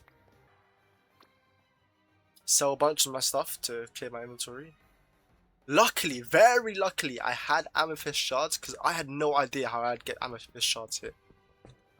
Mine some obsidian. Grab some stone. And then now I was just missing ender pearls. And then I'm not sure why I scaled this, but I just thought it was cool to scale it. And I saw Solgaleo on that. And I just saw it through here. I thought this was a fixed encounter, and I did not realize that it would despawn. So I didn't even attempt to capture it, which sucks. Because that would have been such a cool capture. Yeah, you can just see me leaving because I just assumed that it doesn't despawn because it's a fixed spawn. I still don't know the answer to that, whether it's a fixed spawn or not, because the chance of it spawning inside there, I don't know. But here I'm killing some Elgims? I don't know how to say that. Because they drop ender pearls. And I need that to craft the waystone. And this is the evolution of the Elgims. This took me a while. I had to find a lot of these. Because the drop rate wasn't that good. And these guys are pretty rare. They're not as common as like the unknowns. And just when I'm about to get all my ender pearls, I find a chest with 3 more ender pearls. That's fine with that. I should have all the materials I need. Head back to the Pokemon Center. Craft the waystone. I can set a waypoint and head back home at the same time. On day 80, I make it back home. Make a new chest and store some of my items because chests were getting too full.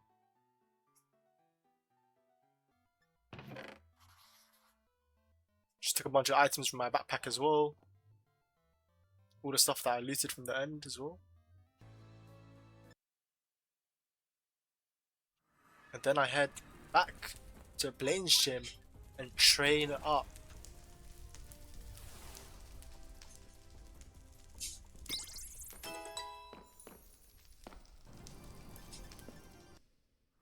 I go back and forth between Blaine and Giovanni's gym.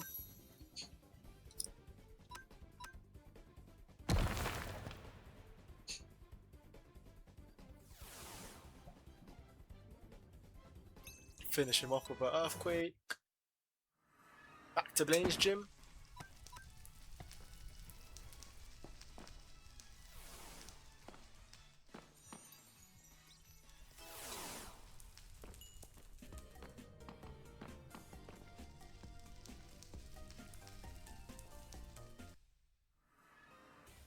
Back to Giovanni's gym. Just sweeping Giovanni's gym with mostly earthquakes.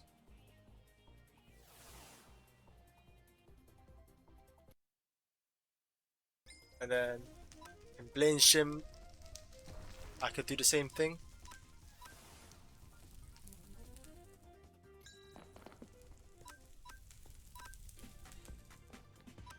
And then at this point, I think my Charizard, was high enough level to learn a new move. Nope.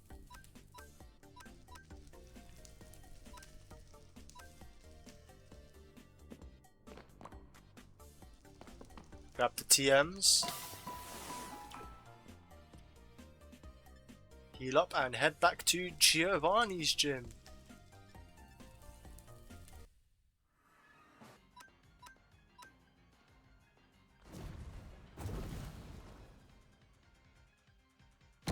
Swept Giovanni with the Garchomp. These fights were getting easier and easier as my Pokemon were getting stronger and stronger. I don't think my Pokemon are quite strong enough to face the Elite Four just yet.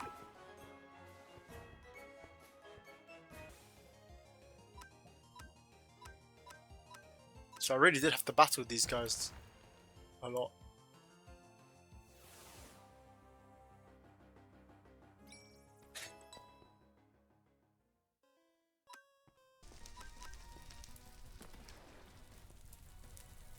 Hit Blaine's gym with my Gyarados.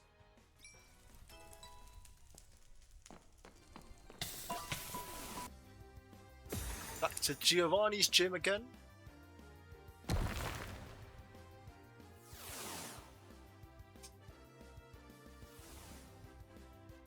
Unfortunately, the more time I did this, the longer it took to level them up, because they started to require more and more XP. But it got to the point where my Gyarados could sweep Blaine's entire team, and then my Garchomp could also sweep Giovanni's entire team. Honestly, I'm not even sure this is the fastest way to level up, but this is the fastest way that I could think of.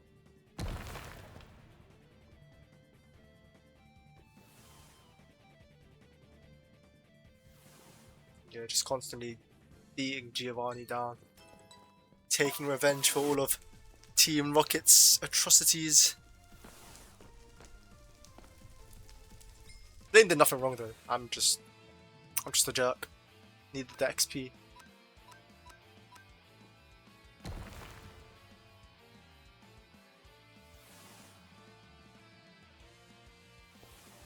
I'm not sure whether my Garchomp hit max level yet or not. But he was leveling up all the other Pokemon with XP shares, so.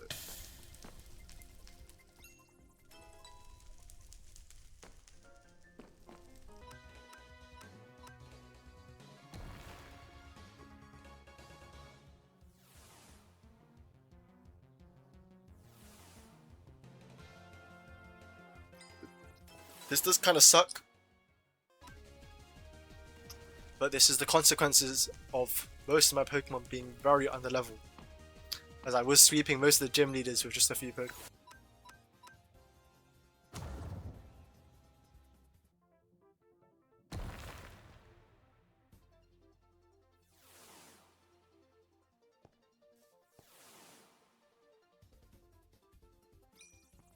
Take Giovanni down again.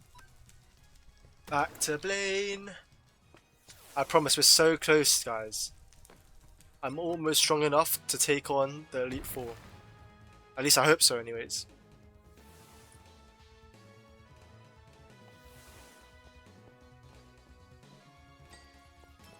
Just 1 or 2 more battles.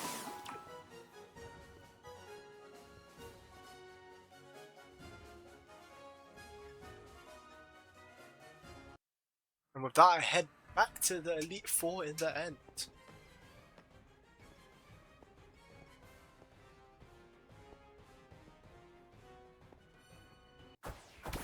I challenge Lorelei, the first Elite Four member, who starts off with a Glaciaria?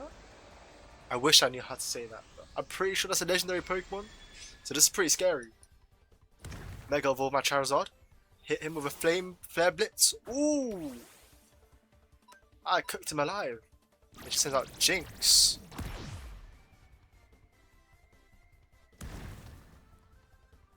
Oh wait, my Charizard is putting in work.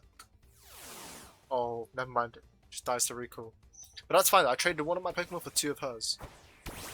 Send out my Garchomp, who I don't think will be very useful in stream. So maybe he can just get... No, I can't even get that. It's a good chance he gets one shot hit by that Ice Beam. Yeah, Garchomp's very weak against Ice type Pokemon. It's fine though. I think Alakazam could outspeed the Lapras hopefully. And it does. And it manages to finish it off. Okay. I still have a Pokemon advantage. This is good. A Ghost type. Okay. Ooh, that did a lot of damage. It's fine. As long as I go first here, I should be able to knock it out. I guess healing it is the better option. Oh.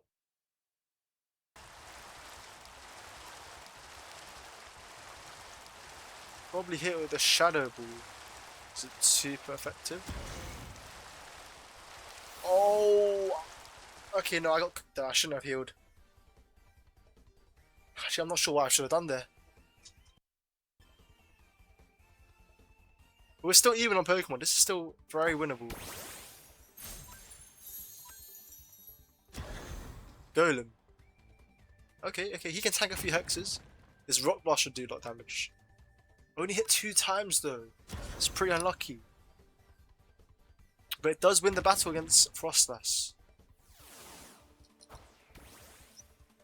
Mamoswine, okay. Don't have any super effective moves. I don't think it can tank a hit. This shouldn't be able to, yeah. So we're 2-2 now. Okay, this is so close.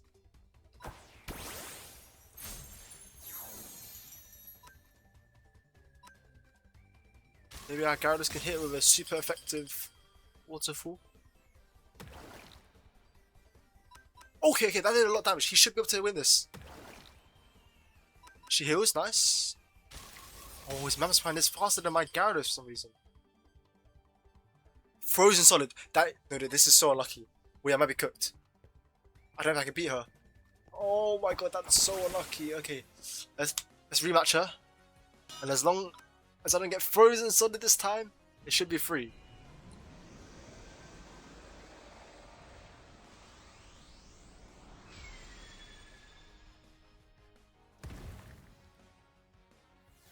Okay, critical hit. It's kind of crazy. Okay. Lapras. Might have to switch out. What beat Lapras last time? It was Alakazam.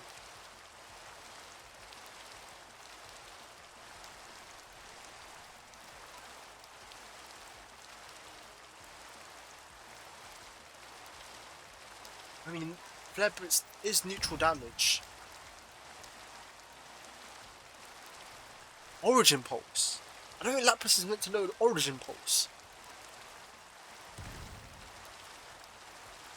Charizard, the Flare Blitz is doing a lot of damage.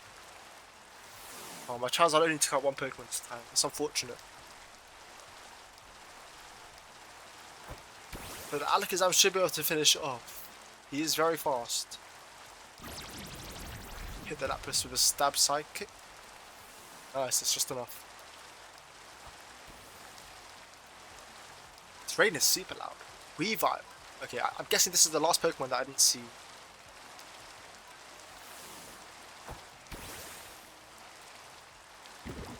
Poison jab.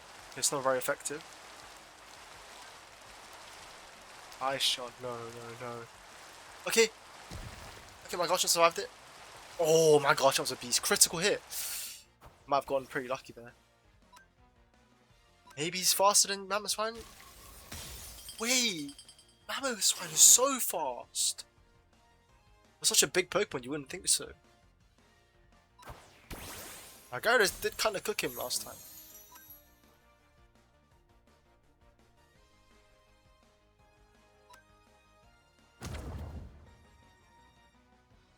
Nice. Doesn't do much damage to my Gyarados.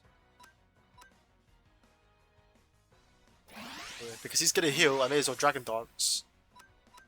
And I should be able to just one-shot him this time, maybe? Yeah, that's huge. She wasted a turn. And maybe I can just sweep.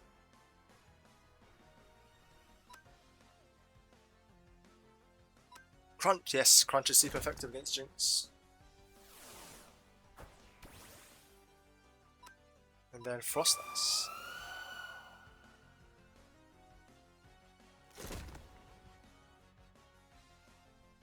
Wow. Surely I should win this, right? She heals, but it doesn't matter. Wow, Gyarados was the MVP for this Elite Four member. Oh no, she still has healing. Never mind, she's still in it. Focus Sash. Wait, they have a lot of potions.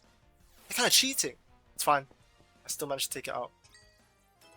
And with that, the first Elite Four member is down. Okay. Making good progress.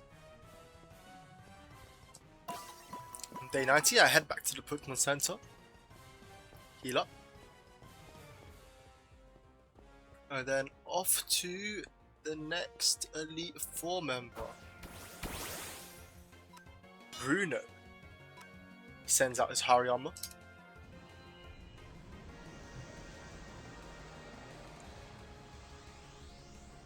I Mega Evolve my Charizard.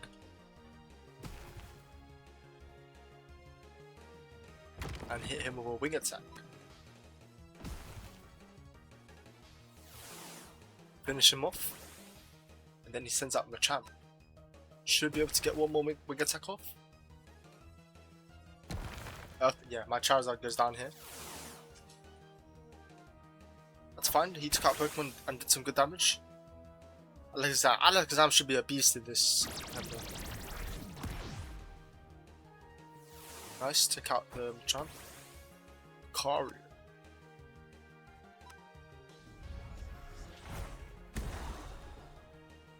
Oh no, his Karu just one-shot my Alakazam. I should be able to one-shot him with Garchomp.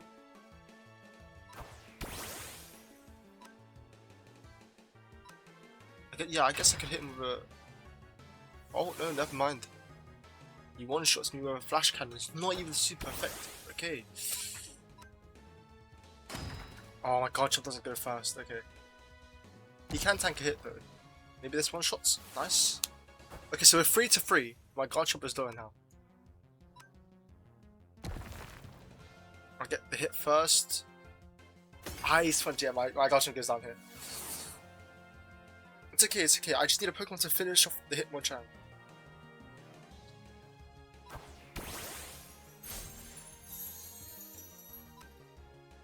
Hopefully I go first. Oh, it doesn't matter because he has a full restore. And my Waffle doesn't do enough damage.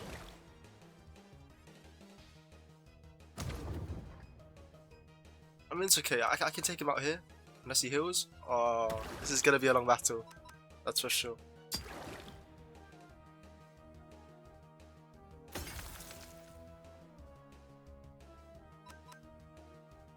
Okay. I can't take him out here. He's just using all of his full restores.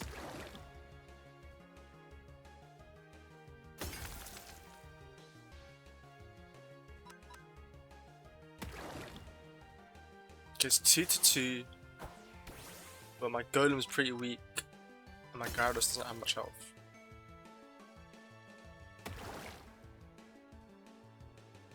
Oh, his Scimitar was faster than my Gyarados. I think I have to heal him up. I don't have much of a choice. Oh, I healed on the turn that he tried to use Sucker Punch, so it failed. That's pretty good.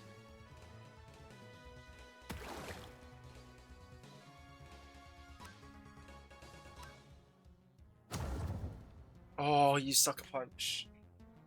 Wait, I survive it? Wait, I can beat him, I can beat him. Hitmonlee left, okay.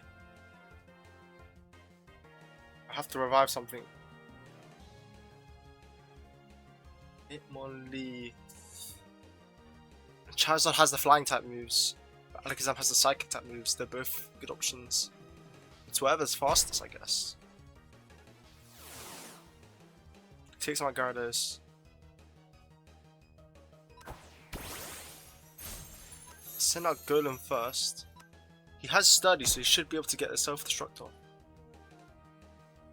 As long as it doesn't miss. Okay. Surely my Charizard can beat him here. He just has to move first.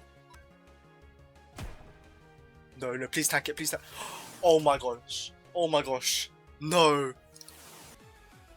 Oh, that's so sad. Well, I head back to Giovanni to train up my Pokemon.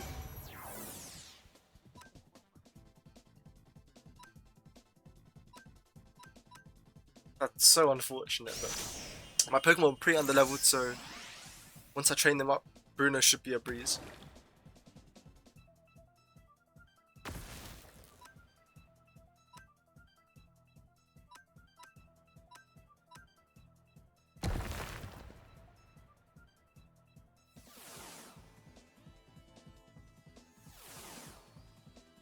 I should just be able to wipe all his Pokemon with Earthquakes. Now that I've got the Swords Dance off.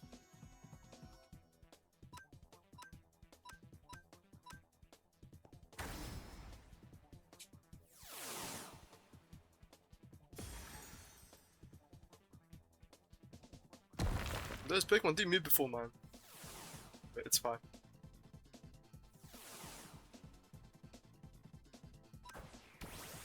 Send out Charizard because he's immune to the Earthquakes.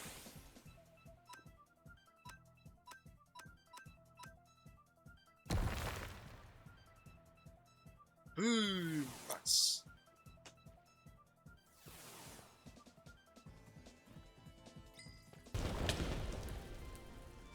Head back to Blaine's gym, sweep all his Pokemon with my Gyarados. It's got one left.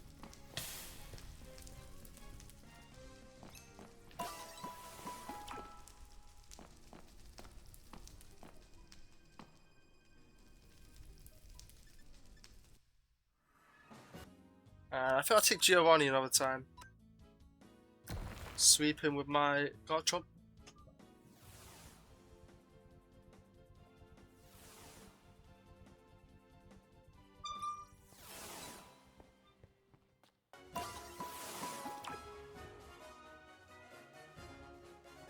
And with that, hopefully that's enough XP. I could challenge the first Elite Four member again. But I guess I'm going to rematch Bruno first. Because I was very close to beating him last time.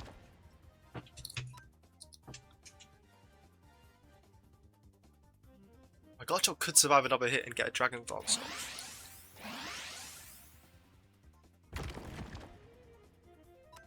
And he should act first every time now, because with the +2 speed. Doesn't do much damage though. I was honestly expecting him to do a bit more damage than that. But it's fine. He's kind of cooked if he just doesn't one-shot this Hitmonchan. And he doesn't have any super effective moves. Just have to heal him up. Yeah, he should be able to two-shot this guy. Nice. He hung on. That's a good trade. Gyarados takes on 2.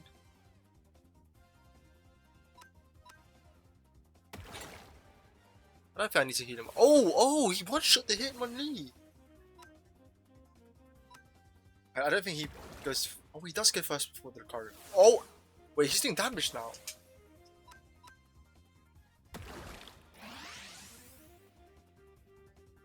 Oh, that was very close.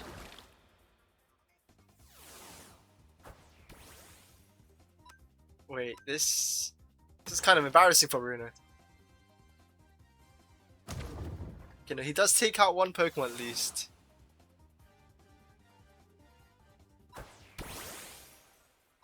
I'm wondering if I could have done this before without training up.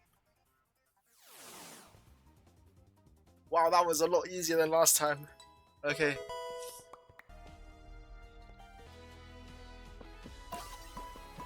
Head back downstairs and heal up. And then train against the first member to try and get some XP.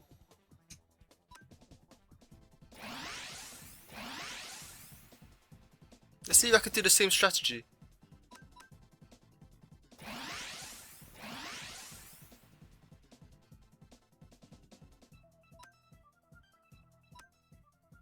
And he misses Icicle Spit, so I can probably get another Dragon's Dance off.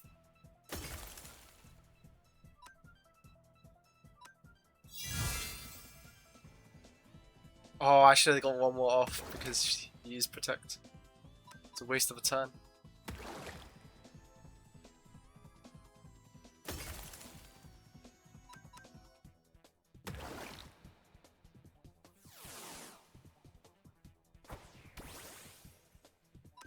Frostlass.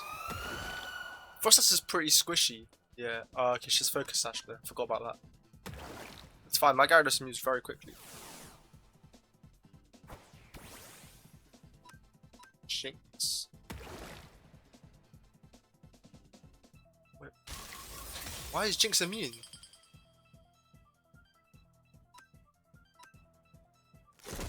I have no idea, but I should have used Crunch in the first place because it's super effective. Weavile. Yeah, that's quite a weak Pokemon. Lapras. Okay, I don't think I can one-shot Lapras. Lapras is a pretty big Pokemon. If I can survive a hit. Ooh, just barely. Okay, this is some easy XP. I say that before he uses one Pokemon to just wipe my entire team. But nah, Mammoth's fine, should be easy. Super effective Waterfall. Let's go. Some quick XP. Day 94, I head up to the third Elite Four member.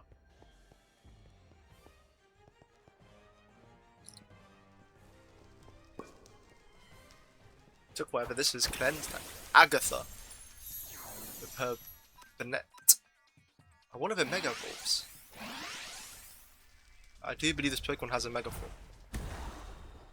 No, it doesn't. Might be able to get one more Dragon Dance off. As long as she doesn't crit.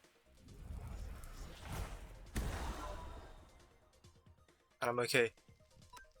With this, my Gyarados should be faster. I should just do some monstrous damage. Hit it with a Crunch, hopefully that should one shot. Yep. Gengar. Gengar's such a terrifying Pokemon. But not for my Gyarados. Just, I think it's because he's shiny, that's why he's so strong. Unfortunately, Crunch is not super effective against Spirit 2. So it's unable to one-shot him. Ooh! My Gyarados lives on 1 HP. I'm getting pretty lucky with some of these fights. I don't want to jinx it, but this seems like the easiest Elite Four member so far. Oh, okay. Just as I said I was getting pretty lucky, a Houndstone lives on 1 HP. Wow.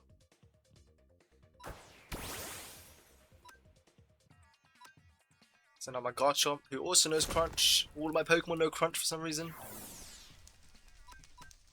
He's probably gonna heal it up. Oh no, I was just wrong.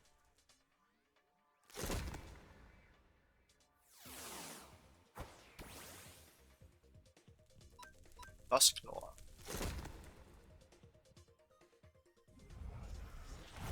Maybe my Garchomp can live this?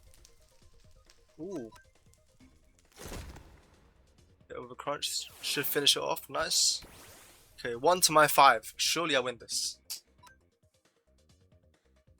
Phantom Force. Okay, I think she just takes out my Garchomp here. It's okay, I still have 4 other Pokemon. Surely one of them can beat this Fluttermane.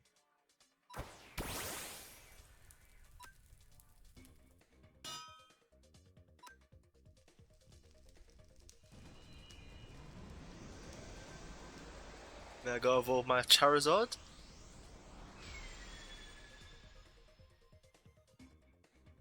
Does hit him with a Psybeam.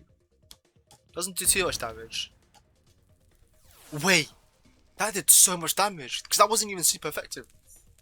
Well, this was the easiest Elite Four member. After beating Agatha, I head back up.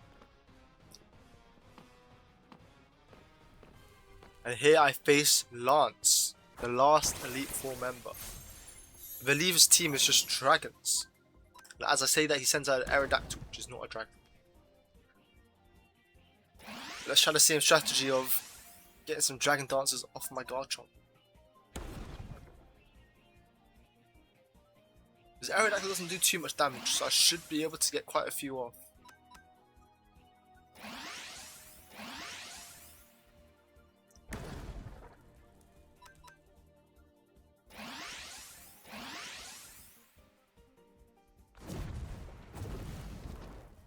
Surprised he's not switching out here. Yeah, I can probably max out on Dragon Dancers and just heal him up after. I believe 6 is the maximum amount of Dragon Dancers. Heal him up. Could heal him up again as well. Yeah, now he's full HP, 6 Dragon Dancers. This should be crazy. One shot Aerodactyl, Salamence next. Should one shot with the Ice Fang. Focus Sash, okay.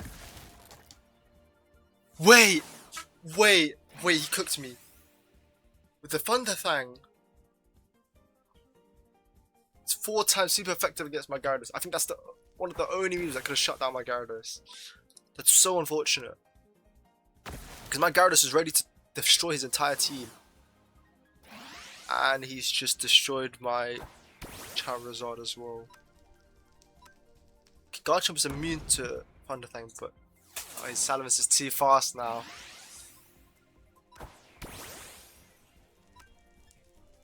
Oh, this is unfortunate. I thought I had a perfect strategy before I just got rolled. I'm sure I can beat him. I don't think I need to train up before challenging him again.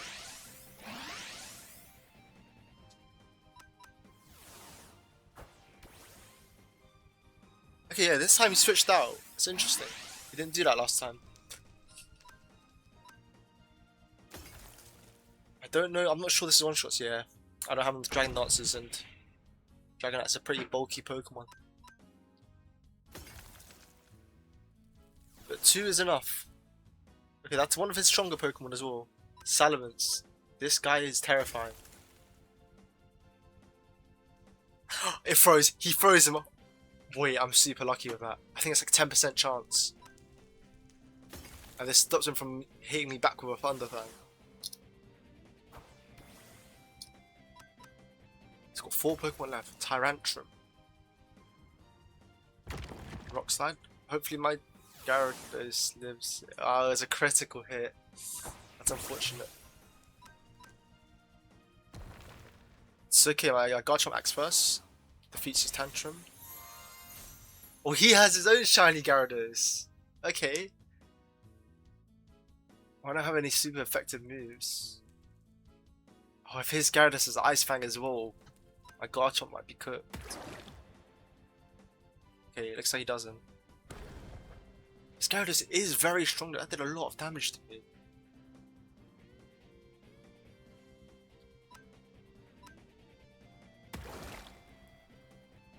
Yeah, that's unfortunate. I still have 4 Pokemon to his 3 though. Doesn't look like he has Ice type moves, so Maybe my Breloom can tank a hit. And he's fire type moves. Sorry, what? Temper Flare. I've never seen that move before. This guy's cheating.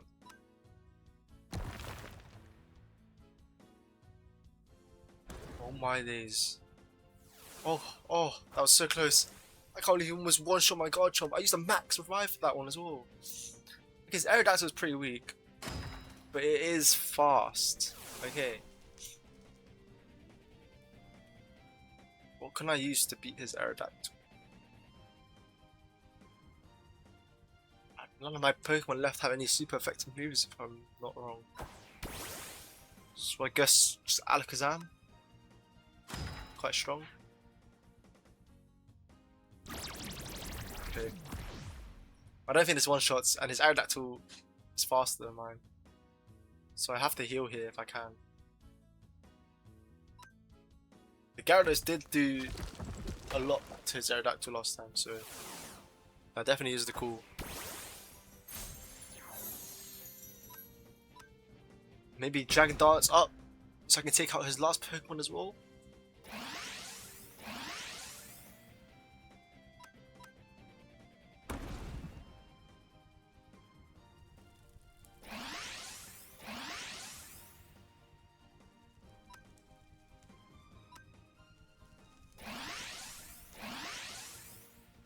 Okay, I might need to hit him soon because I'm not sure if I can use any more potions after this.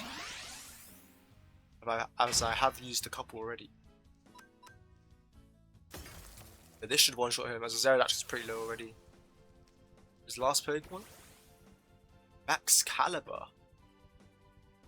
Okay. I don't think I have any super effective moves.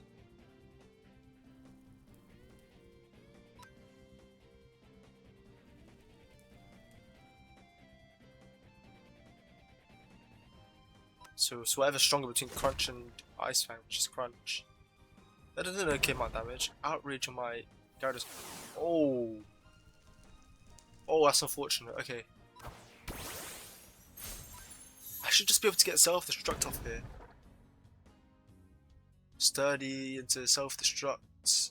Yeah. That did not do as much damage as I hoped for. But hopefully my Charizard should be able to finish it off with Dragon Claw. As long as he doesn't get one shot. Because this Dragon Claw will be super effective. We can only dream, we can only hope. And he does go first. That wasn't too bad. Might be just making my Pokemon a lot stronger right now. To Mystic Water. And with that, that's all the Elite Four members down. Time to head up to the champion. It's pretty cool. Seem to be like these trainers, sorry, these villagers. See what they sell. Bolts. Nothing too useful. There's some chests to loot though.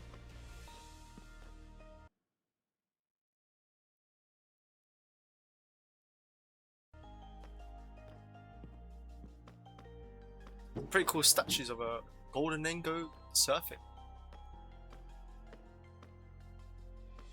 The chests don't have anything apart from the special items.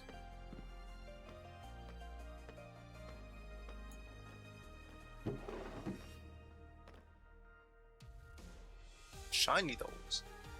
Wait, there's a shiny doll for 800k.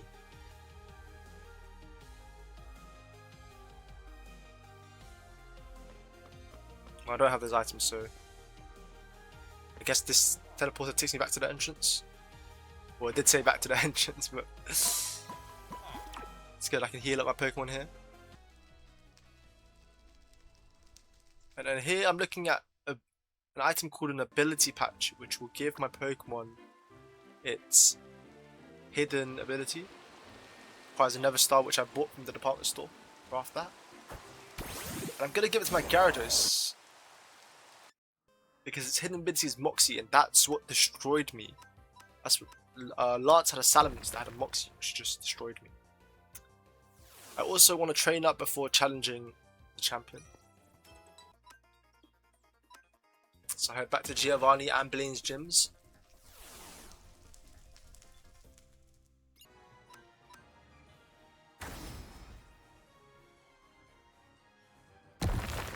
Do this a couple times until I feel my Pokemon are strong enough to take on the champion.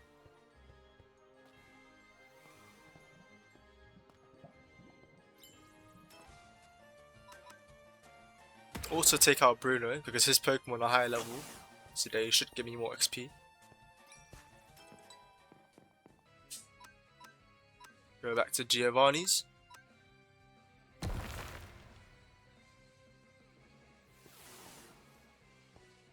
Imagine you're a gym leader and the same guy keeps coming back to battle you just to farm XP. That's depressing. Take out Lorelei.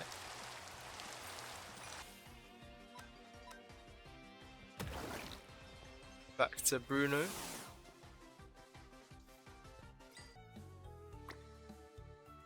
Got tired of leveling, so I went back to the department store and I bought some XP candies. But they were pretty expensive and I didn't want to use all my coins or Poké-Dollars, whatever they're called. And honestly, they didn't give as much XP as I thought they would. It was unfortunate. But it did save me a bit of time.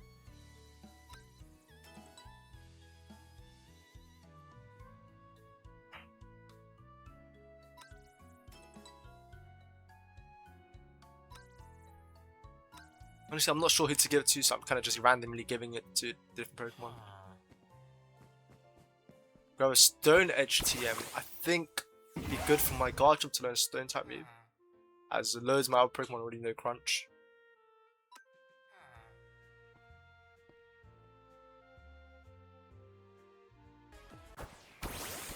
And on day 98, I challenge the champion Blue. He sends out a Zapdos. He starts off with a legendary Pokemon. Okay, this is gonna be a tough battle.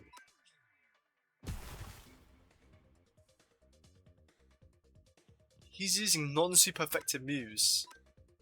And he's gonna kill my Golem. Wow. I do get a Rock Blast off. But obviously his Zapdos is faster. And will take out my Golem. That's fine, Golem was my weakest Pokemon. My Garchomp also knows Rock type moves, so it should be able to take out the Zapdos here. But that Air Cutter puts in work. Okay, I'm at a slight disadvantage here because Garchomp is my ace Pokemon. And he is half health. Fortunately, he does not Mew before the Mew. The Mew is unable to defeat my Garchomp. But he died to something, I guess. I'm not sure what he died to.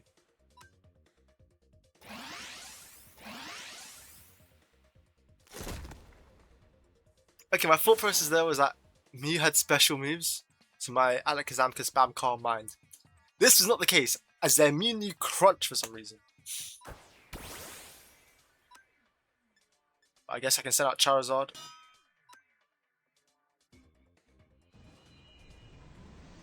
A Flare Bit should finish this Mew off. I'm not even sure my Charizard moves first. Yeah, Mew just moves first because it's a legendary Pokemon. Okay. Does finish it off, but I take some damage in exchange. Moltres. Does this guy have any regular Pokemon?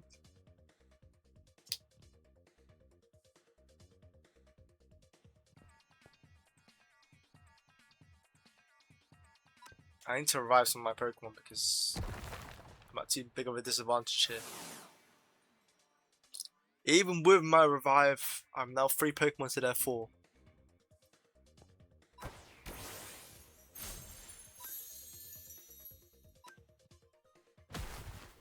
Moltres uses Brave Bird.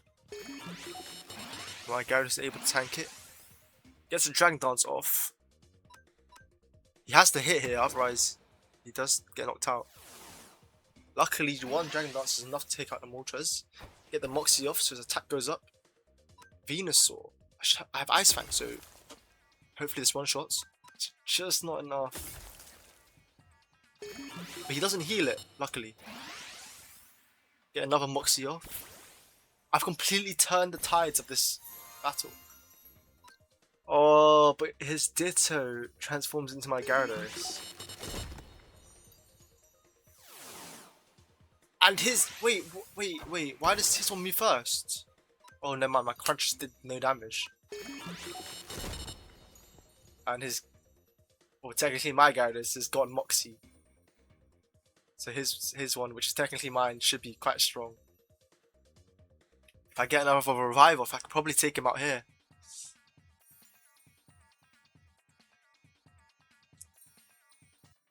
Alakazam is pretty fast.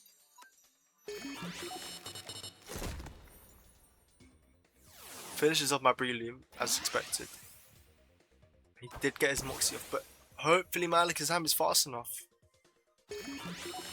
Should be able to finish him off the Psychic, but he is not fast enough.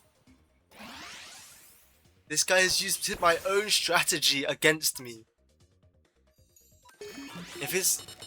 And he healed. Wait! My gosh, does an insane amount of damage.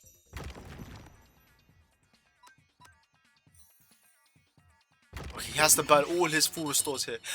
And it crits. The critical hit. If his Gyarados acted first there, that might have been lost. Oh, his Articuno hits you with Ice Beam. Anytime I see an Ice type move, I know it's over for my Garchomp. And this Porygon starts attacking me to add salt to the wound. I head back home. And I decide to make some max revives, as I used up a lot of them in the last fight. Plant these Vivichoke seeds.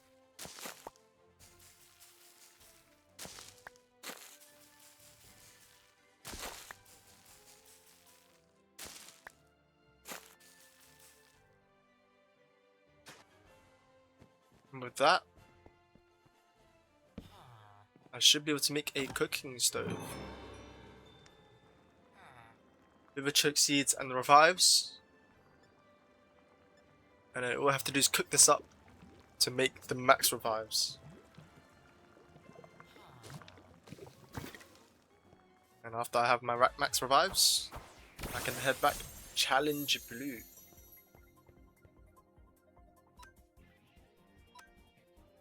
Starts off with Zapdos again, so I send out my Golem. Set up the Stealth Rocks.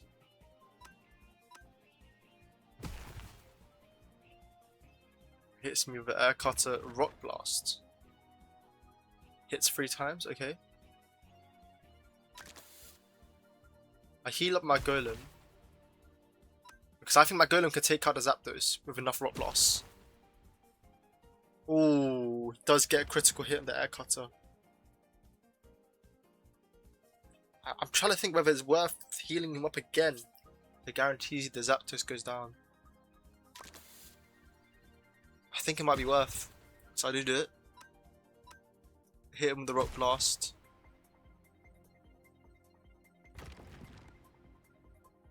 Only hits him twice, but it's enough. It's enough.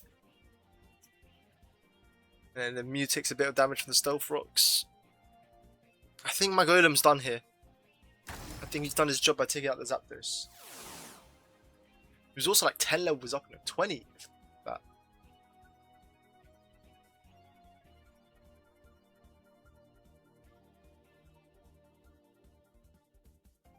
Mew, who was good into Mew last time? No one really, so I guess I just send out Charizard.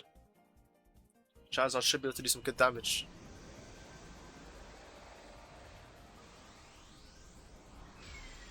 Also, Charizard was like one of the only Pokemon that didn't get one shot by the Mew.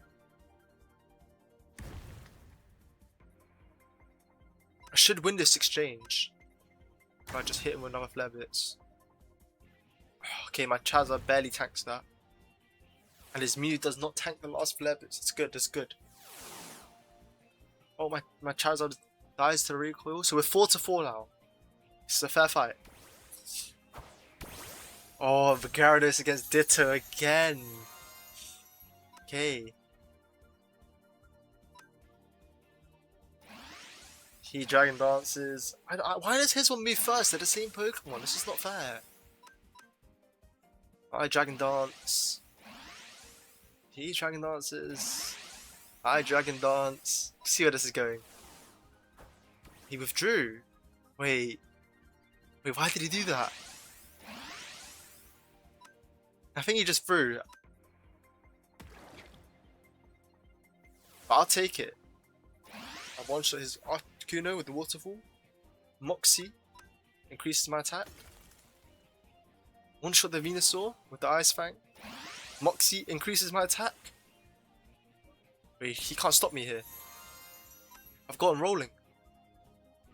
Should just hit him with a crunch. Why does he move first? I got really lucky there. I'm surprised he did that much damage. My Gyarados barely lived there. Surely my Gyarados moves first. Okay. And I beat Blue! And with that, I have beaten the champion of the Kanto League. That's crazy. It's insane. Pretty anticlimactic compared to the first battle, but I'll take it. And on day 100, I return home. I try and place the trophy down, and then I realise it is not a placeable item. That's embarrassing. But I did put in my Kanto badges, and with that, I have all the Kanto badges and the trophy complete. I send out all my Pokemon here, the ones that I've carried through my journey, to thank them for their service. Wow, what a team. The Gyarados, the shiny Gyarados, who was the MVP of the Elite Four. Mega Charizard, who wasn't technically my starter, but it's the one I went with. And the Garchomp, the ace of my team. Wow, we did it. That was long, but that was so fun. Thank you guys for tuning in. If you enjoyed the video, please hit the like and subscribe. Thank you guys.